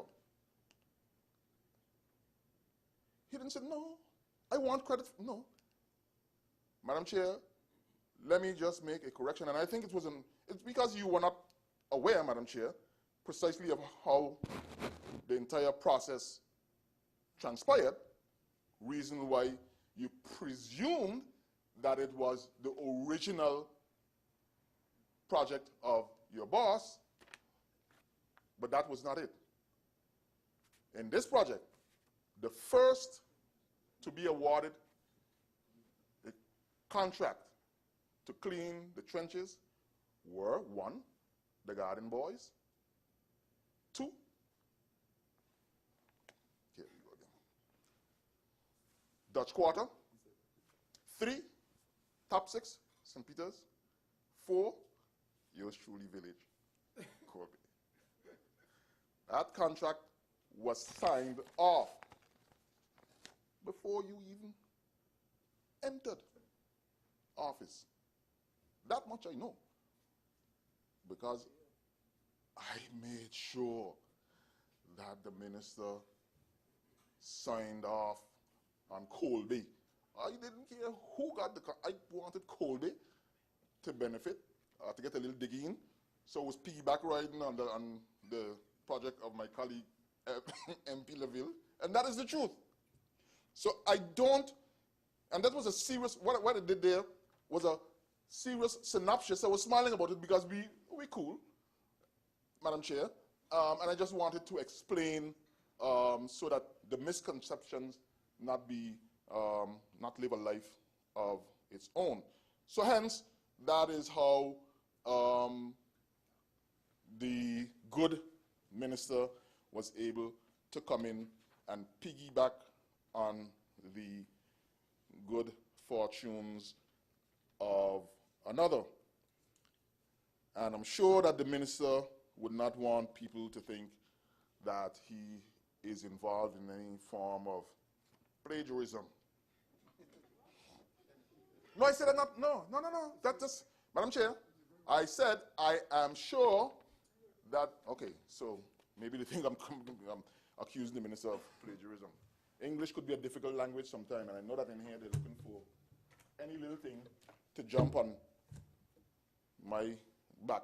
Definitely I would never accuse the minister of that, not my friend. So, Madam Chair, I want to close off, because I think I got in just about everything that I wanted to. And I like to close with this. I always close with this because it is imperative that I do this. Madam Chair, I implore the ministers to take nothing personal that I said. I got a job to do, and I'm doing my job. I have no axe to grind with anyone. I am certainly not pleased with the manner in which the amendments to this budget is being carried out. Madam Chair, I'm going to have to end right here because I'm really getting more hungry as I see the peanut butter, even the sandwich I want. I want to impress upon you that it is because I have a serious concern with the manner in which government is moving forward with the amendments to this budget. It does not meet with my support, and maybe in the next few minutes you can convince me that what you're doing here is justified. But until then, which I doubt, and please, Madam Chair, I hope that you would understand, that all ministers would understand that I have a right to disagree, and we could agree to disagree on this issue of these amendments, but don't expect me, don't be upset with me, don't be upset with the National Alliance if we take the position that we will not rubber stamp something that we do not believe in, and that if we have doubts, we will not support a budget. I stated it this afternoon. I have strong reservations about the process, and therefore, at this point, to this point, I cannot support the amendments as put forward to this draft document before me today. Thank you very much, Madam Chair. Thank you, MP Uribe. The last speaker, MP Yon Leonard. Thank you, Madam Chair. Good evening again to all listeners, televiewers, my colleagues, and also to the Prime Minister and the other members of the Council of Ministers. Madam Chair, it is very difficult, very, very difficult to maintain one's composure in these chambers. At least this is for me. And I could understand also the composures that my Council of Ministers have to take at the hands of these members of Parliament. And it's their right to ask all types of questions, but there are members that comes into these chambers and repeat and repeat and repeat the same questions. And they turn it from left to right and from above, but they are in repeatal of the same question. And they're thinking that, hey, that's the way people would like. But they have to understand that the people are not dumb. The people are wise. St. Martin people knows exactly what is happening in government. So make our day by repeating and repeating and ridiculing and doing all of this. It had a member of parliament, Madam Chair, that was trying to make some confusion in this chamber, by stating to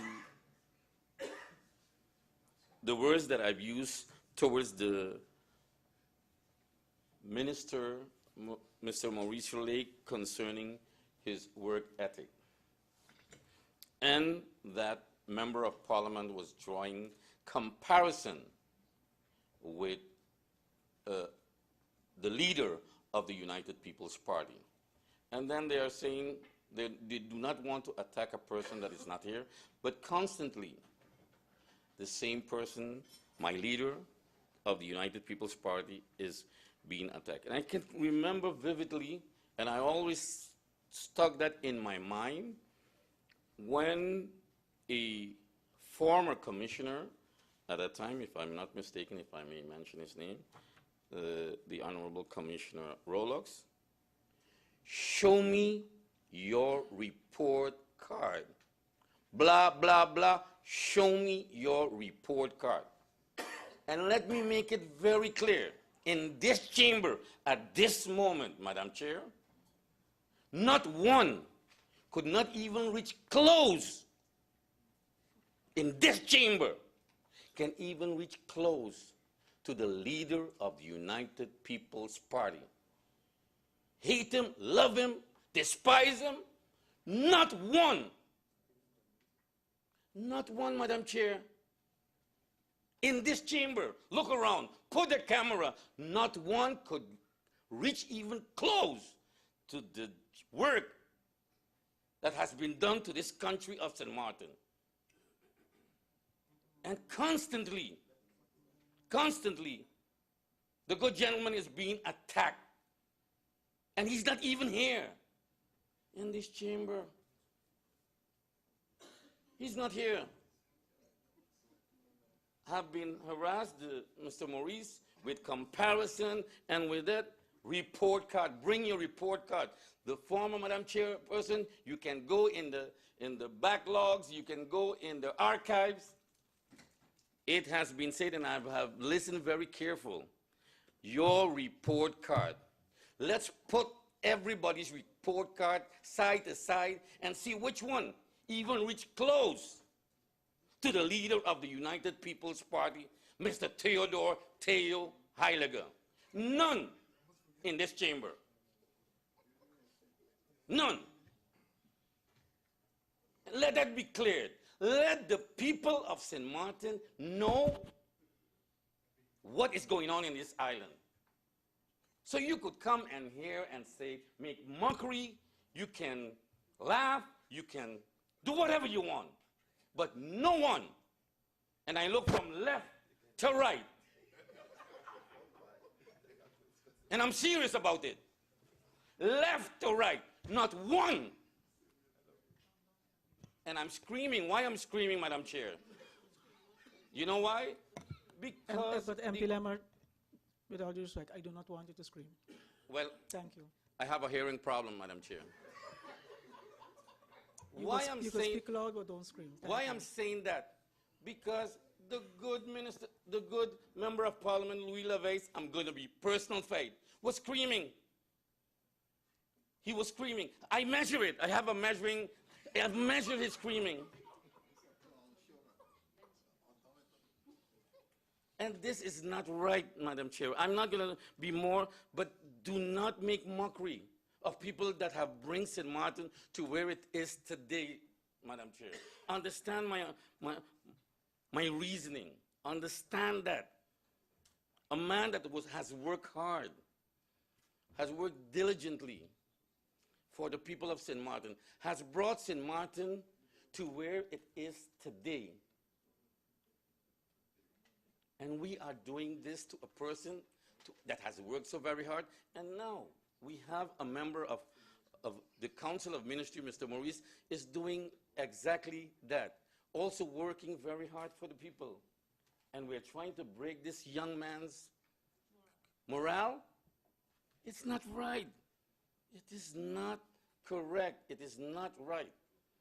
We know that we have been with this budget amendments that our Minister of Finance is bringing amendments to a budget that have been brought, and Madam Chair, the minister has said it has been shown in his lap.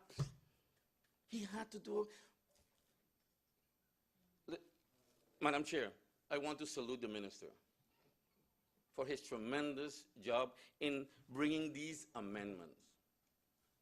And I'm going to be very serious about it. I support these amendments, and I support, and my colleague said it right. My colleague said it right. My colleague said it completely correct. There's 3 more months. Why do we go into this situation and we tell the Minister of Finance, repeating the same old thing, you don't want this, you don't want that, go ahead, might is right, and I'm going to mention a couple of since we, and this is another member of parliament, since we know how the cards are stacked, that's one. The other is might is right. If you don't like it, lay downside of it. Go along to get along. Hot and cold. I don't understand.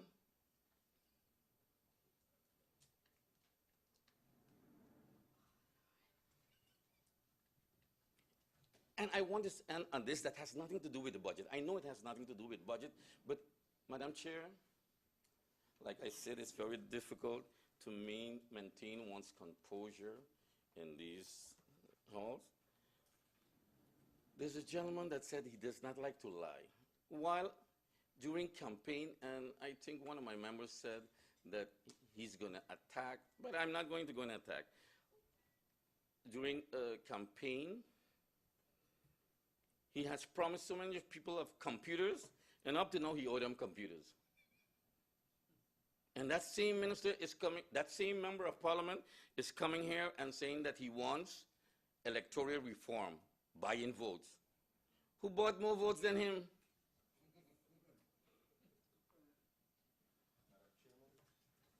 I didn't mention no name. I have not mentioned any name, Madam Chair. I have not, so no one could come here with no personal faith. But I want to end off, because it's getting late, and I know, since we know how the cards are stacked, my vote would be for the amendments of the budget. I thank you. Thank you, MP Johan Leonard.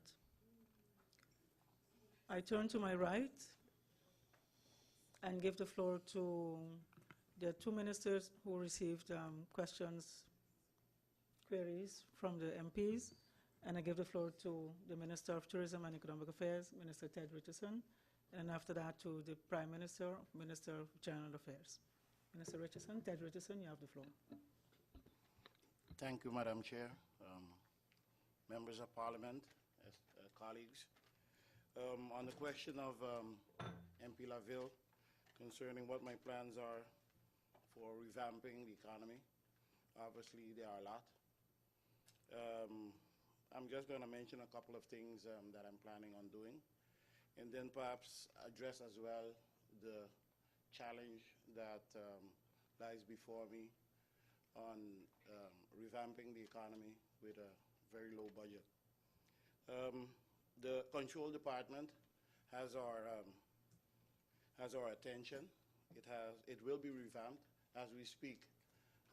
Exercises have been put in place, and we will be making sure that that department is operational and can carry out its work. As a result of that, income for the coffers will be guaranteed. We are reviewing, amongst other, the BTP, their operations, lowering the cost, as the Minister of Finance has said. It's very important for that organization to have the highest possible income, but the lowest possible cost, and that will go to government. We're working diligently with the harbor and the airport in order to guarantee and to make sure that management is done well and that their income is guaranteed and stimulated. So everything that we can do to help them reach that objective will be done. Like that, we have some income-generating activities planned with both those organizations. We will and are working on foreign direct investments.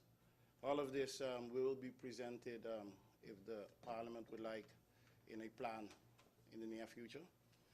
And we are enhancing marine and maritime sector because that's a great source of income for the island which hasn't been banked on as yet. Now, concerning the budget, the approach that we have is a bit different than the traditional. The budget and economy cannot be seen as a cost. It's an investment. I think Mr. Laville, MP Laville said it right. We have to invest in the future. We have to invest in the economy. So it is my task to champion all activities that can create funds to put into the economy, thinking about funds for marketing, for the making of policies which are not in place as yet completely, small business development, laws we have to look at, and treaties with foreign countries which can all benefit our organization, and investment stimulation. Now, none of this can be done without working together with my honorable colleagues, because everything has to be in place in order to make our product, which is St. Martin, a better and bigger product. But as I said, I would like and I would talk to Madam Chair in the near future to give a presentation to Parliament. Thank you, Minister Ted Richardson. Minister of Tourism and Economic Affairs. Minister of General Affairs, Mrs. Sarah Westcott-Williams. Thank you again, Madam Chair. After you. Specific questions.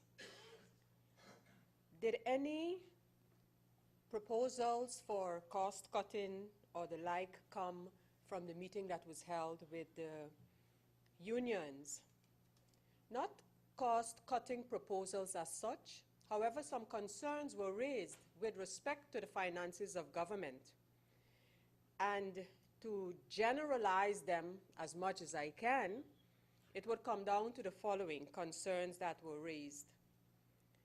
Events like tempo and government sponsorship, the new government building not being occupied, and a lot of emphasis placed on, to use their term, ghost ministers and ghost parliamentarians.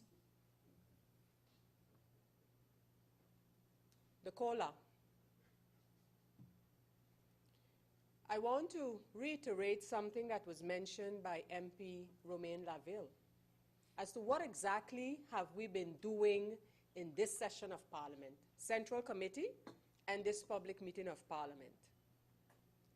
Amending a budget approved by Parliament in April of this year, a budget presented by government, a budget of which it has been concluded that 30 million guilders was unrealistic, a budget that had in it the possible payment of COLA to the amount of 50% of what the cost of living increase was for 2011. This Minister of Finance, to use a word that was used before in here, had to bend back over, sideways, and in all kinds of ways to maintain that payment in the budget we have now. Through things like, for example, the payment of GB, that is a revenue for government, and others, but had to do some of these things to maintain at least that 50% that was put on the budget in April of 2013. And again, the government, the new administration building for government. And again, I want to quote something said by MP Romain Laville. And he alluded to ownership. Ownership of homes, ownership of buildings. And I asked myself, how many members of parliament today remember the construction, not a building, the idea of the new government administration building? That was not a purchase, Madam Chair. To the contrary, government does not own that building today. We did not own it when it was constructed in 2008. In 2008, when the agreement for that building was made, what did we end up with? What did we end up with? In fact, the money that is on the budget today for payment of the lease of that building has been on the budget since 2008. So the agreement for that building was, one, we are going to accept in lease a shell of a building. And we're going to start to pay before the building is completed in 2008. That was the agreement. The government of St. Martin had to end up paying all the tenants' improvements of that building. The tenants' improvements plus of that building, which included the service building to the south, without which the building cannot be used, the front door and lighting of the building, the infrastructure of the building. All of these matters were excluded from the agreement that was not a purchase agreement, but a lease agreement. That's why it is still on the budget today. The payments of the lease agreement, of the lease amount, started in January of 2008. But it goes further. Was there a lease agreement for the building? No. No lease agreement for the building was concluded, Madam Chair Lady. We had a development agreement, but no lease agreement was concluded. So what happened? When the lease agreement needed to come, government was taken to court for the following things: the disputes in the proposed lease agreement, the amount of land that was to be issued to RGM, the additional works claimed by RGM, the responsibility for structural maintenance and insurance, the interior works needed to be done by government. What we got for the deal in 2008 was a shell of a building for government to have to complete, and in addition to that, no lease agreement was concluded that led to a court case in which government was included. What have we done? Given those facts, Madam Chair, St. Martin then, the country of St. Martin, the people of St. Martin, needed to find the money to do the data cabling, to do the additional plumbing, to do the electrical and air conditioning work due to the interior partitioning, and we had to start the interior partitioning.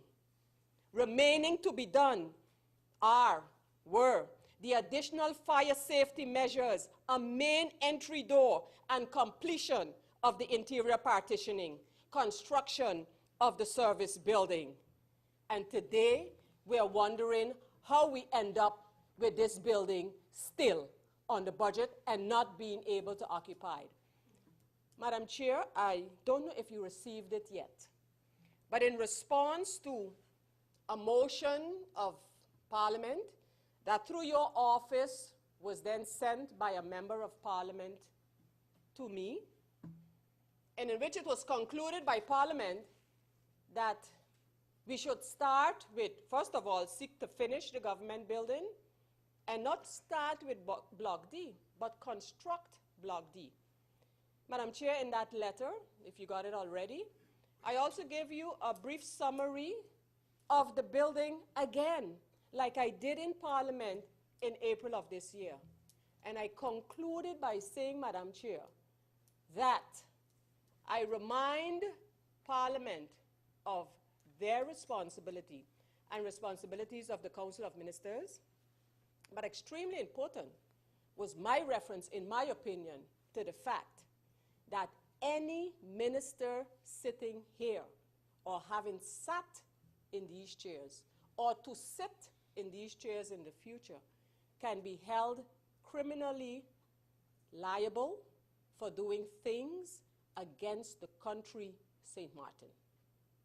Not having the finances approved in the budget to do what needs to be done, not being able to contract loans without having an approved budget in 2013, I would consider acting in contravention of all of that as acting against the interests of country St. Martin. And so, as Parliament debates, and it keeps coming up, and it probably will be until we move into that building there, as Parliament continues to debate the new government administration building on the Pondfield, I ask Parliament to give due consideration to the deal that was struck in the first place for the new government administration building. And that's why today we are paying rent, having to deal with all of the issues that I mentioned, and are not able to occupy that building. Having stated that, I would ask the Parliament to seriously consider lending its support to this budget, because by doing that, not only would you assist the country St. Martin in warding off an instruction, but you also would allow the possibility then, which possibility was not created in 2012, and it was not in the budget of 2013, of April 2013, but if we can get this one approved, then the minister can also seek the approval to have loans contracted, and as the minister indicated earlier, those loans will then hopefully allow us to buy back the government administration building and do the things that it was agreed to would not be done by the developer, and hence the country of St. Martin needs to do those improvements to that building today. Madam Chair, with those words, I thank you. Thank you, Minister of General Affairs, Mrs. Sarah Westcott-Williams. And I understood that there is a question for the Minister of Romy, Minister Maurice Lake.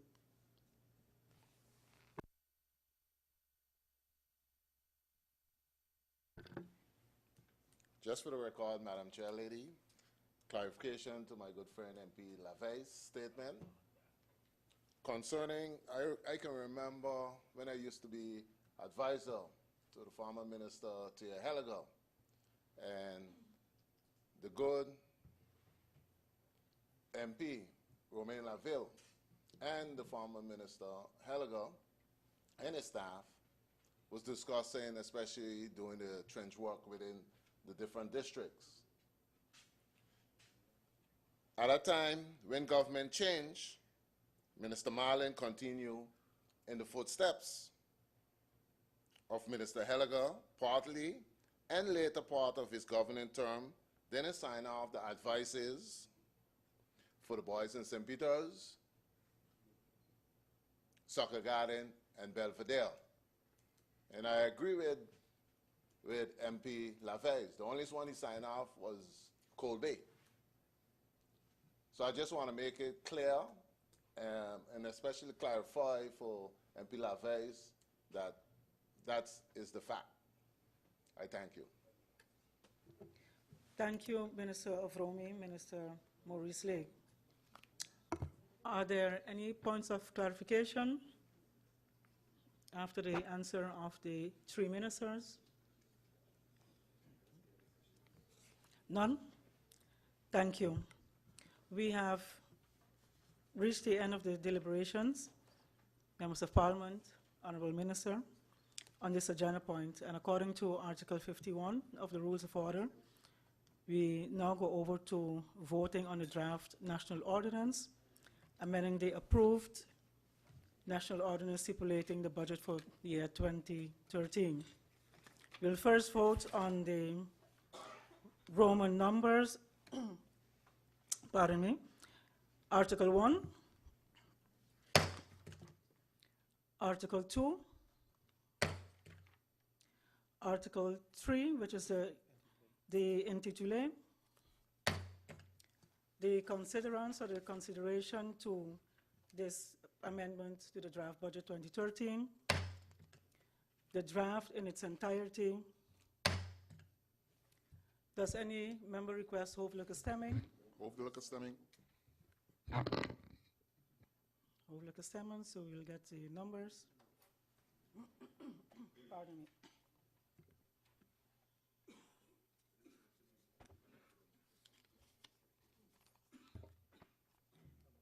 We start with the number 8, as written in the list of members who attended today, which is everyone. Number 8, the first member is MP Johan Leonard. Madam Chair, I stated it very clear that I vote for the amendments of the budget. MP Romain Laville. I vote for. MP Louis Lebeist. Madam Chair, allow me to motivate my vote. I have stated since yesterday, this morning, and during this public meeting that I sincerely believe that government is making a valiant effort to balance the budget. However, I believe that they're going about it the wrong way. I believe that we should look at the outstandings that we have, that we do not need to reinvent the wheel. I believe profoundly that these figures are fictitious, and yes, Madam Chair, the CFT is not an institute that I believe should determine whether this budget is balanced, yes or no. But the CFT is an organization to be reckoned with because we signed on to it. I don't see the CFT lending its approval to this manner in which the budget is being amended, but it's not for that. It is because my own conviction, I am convinced that these figures are fictitious, and I therefore cannot support these amendments in the way that it's being proposed, and so therefore I vote against the amended. MP Frans Richardson. MP Hyacinth Richardson. MP George Panterflat. MP Lloyd Richardson. MP William Marlin. MP Peters Leroy de Weaver. Madam Chair, I would like to motivate my vote briefly. Again, we see here this evening, Madam Chair, the true purpose of individuals in government, specifically refer to the previous government, making commitments that they really do not intend. And I believe, Madam Chair, going forward, there may very well be another amendment to this budget. There's approximately 30 million guilders that is on this budget for the acquisition of the Emilio Wilson estate. It shows and it proves to me that even though we believe in the doctrine of continuity in government, that we will look as a government to this eventual acquisition, but to behold, to see the true purpose of persons that commit government to this acquisition have no real true intention to have seen that go through. Madam Chair, I'm going to vote for this budget. I vote for this budget because I understand the importance of the services that are required within this budget for the people of this country. Madam Chair, this budget reflects the true situation some 9 months after that this budget should have actually been processed. Again, tonight we see the true intention that I said earlier that I was going to see the beat to the drums as they leave the room. But they stood here and vehemently voted against what they sat out and proposed on this budget to indebt the country to the sum of some 30 million guilders. We could have balanced this budget with a stroke of a pen tonight if we just remove that one item. Then the hardships that we talked about all night this evening, Madam Chair, would have gone away. Madam Chair, I vote for this budget to assure that there's continuity in government and to try to stave away any type of instruction coming from the Netherlands, which my opposition have been accustomed to continue to encourage. I vote for the budget, Madam Chair. MP Roy Marlin. Madam Chair, Lady, I'd like to motivate my vote because I didn't speak in the first round, and that was because of persons sleeping on the job as usual. Madam Chair, a statement was made here tonight that government, with the issue of GB paying dividend, wants to rip the guts out of government-owned companies. Madam Chair, I would say it is better for government as shareholder and owner of its companies to take from its companies in order to assist to balance the budget than to have all types of persons and their political friends rip the guts out of government-owned companies. I vote for the budget. MP Jules James. Permit me to motivate my answer. Certainly, I sat here and I listened to MPs with their attempt to mislead the population of St. Martin when you hear statements such as a knife like a butcher. Certainly, you understand that the whole principle of the discussion, 9 months into the year, actuals presented to the government up till August, 3 or more months to go, what else could you discuss? And then I sat and I listened to MPs talking about motions. And that's the same problem that the previous National Alliance-led coalition challenges that they encounter. With the amount of motions that they've brought to bear, not taking into consideration the financial consequences. But yet again, you're hearing the issues on motion. MPs fail to realize their responsibility as MPs having the right of initiative, but instead, what they keep doing is relegating their rights, Madam Chair, to the ministers, expecting the ministers to present laws on behalf of the MPs. And MPs can present laws and don't need the ministers to do so. And I will start by bringing my law that I have, the initiative law, in a matter of weeks, to you, the President, so that we can have a deliberation here in Parliament. On that note, I will just end, and I say I'm for this amendment of the 2013 budget. Thank you. MP Sylvia Myers Olivache. I vote for, Madam President. MP Ruth Douglas. Good evening. I just wanted to motivate a little. Actually, with very few words, this budget has been way overdue. The first deliberation was quite extensive, and those same persons who have upheld it now is not upholding it. So therefore, I will vote for the amendment of this budget. Thank you so much. MP Patrick Illich. Allow me to motivate my support, Madam Chair. Madam Chair, I have sat by, I choose not to speak. I looked at the exercise that we had to go through. From the onset of 10-10-10, Madam Chair, I continue to stress the importance of us thinking out of the box. I stress my importance to the minister. I was never a member of Parliament writing questions, staying home and preparing 1,001 questions. You know why, Madam Chair? For these very same reasons. We spend countless nights. And if we do not listen, we are going to do it next year, the year after that, the year after that. Madam Chair, the Minister of Finance was here yesterday, and I had a chit-chat with him. I told the minister, every minister or every ministry is responsible for the amount of money that they add or they bring to the table for their budget. I think, Madam Chair, it's important now that we have these 7 ministers sitting, that we get them to understand that we all have to defend your budget.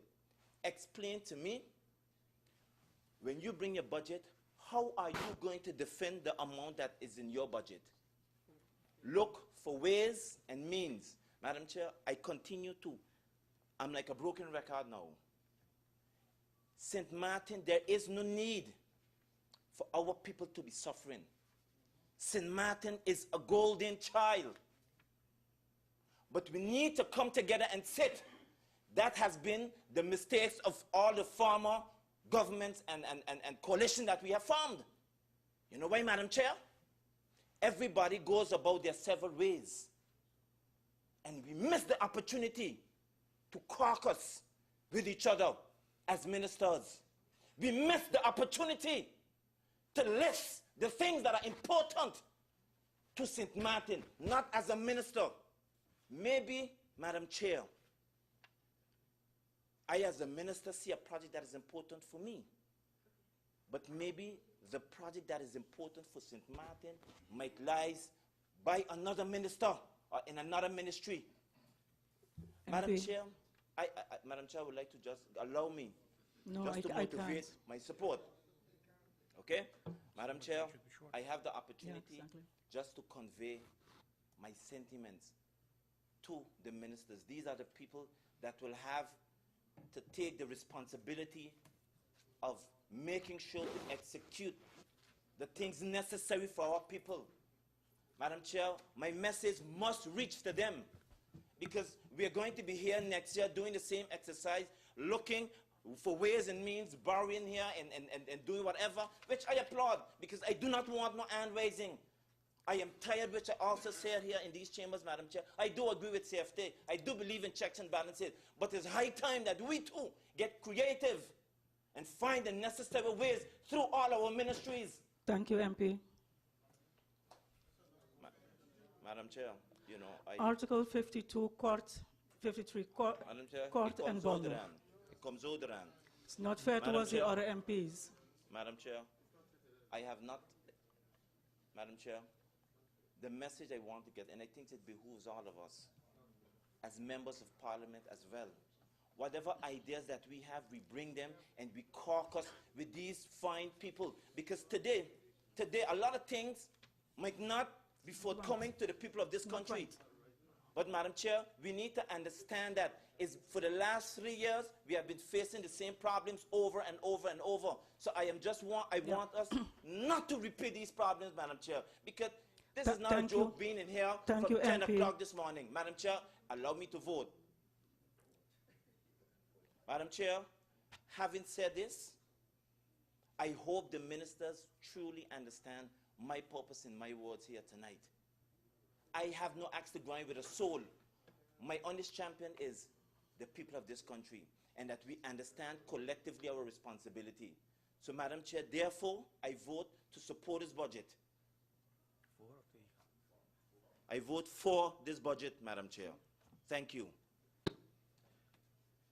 Voorzitter, Arindel.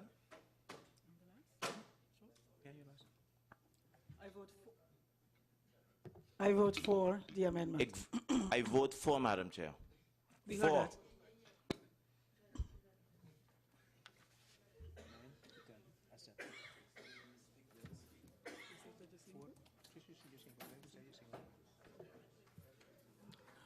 We have tallied the votes expressed in this meeting at the end of the second round. We have had 9 votes for and 6 votes against. So the budget amendment is approved in this public meeting of this evening. I would like to thank the Minister of General Affairs, Sarah Westcott-Williams, the Minister of Finance, Minister Hussing, the Minister of Housing, Spatial Planning, Environment and Infrastructure, Mr. Maurice Lake, the Minister of Health, Social and Labor, Minister Van Hugh, Cornelius de Weaver, Minister of Tourism, Economic Affairs, Transport and Telecommunications, Mr. Ted Richardson, Minister of Justice, Mr. Dennis Richardson, and the Minister of Education, Culture and Sport, Mrs. Patricia Lawrence Phillip, for their presence here today in Parliament of St. Martin. It's a public meeting. I want to thank the members of Parliament for their presence, the staff, and everyone else for sitting into the Central Committee meetings and these public meetings. I thank you, and I herewith close this meeting, public meeting of Parliament. Meeting is closed.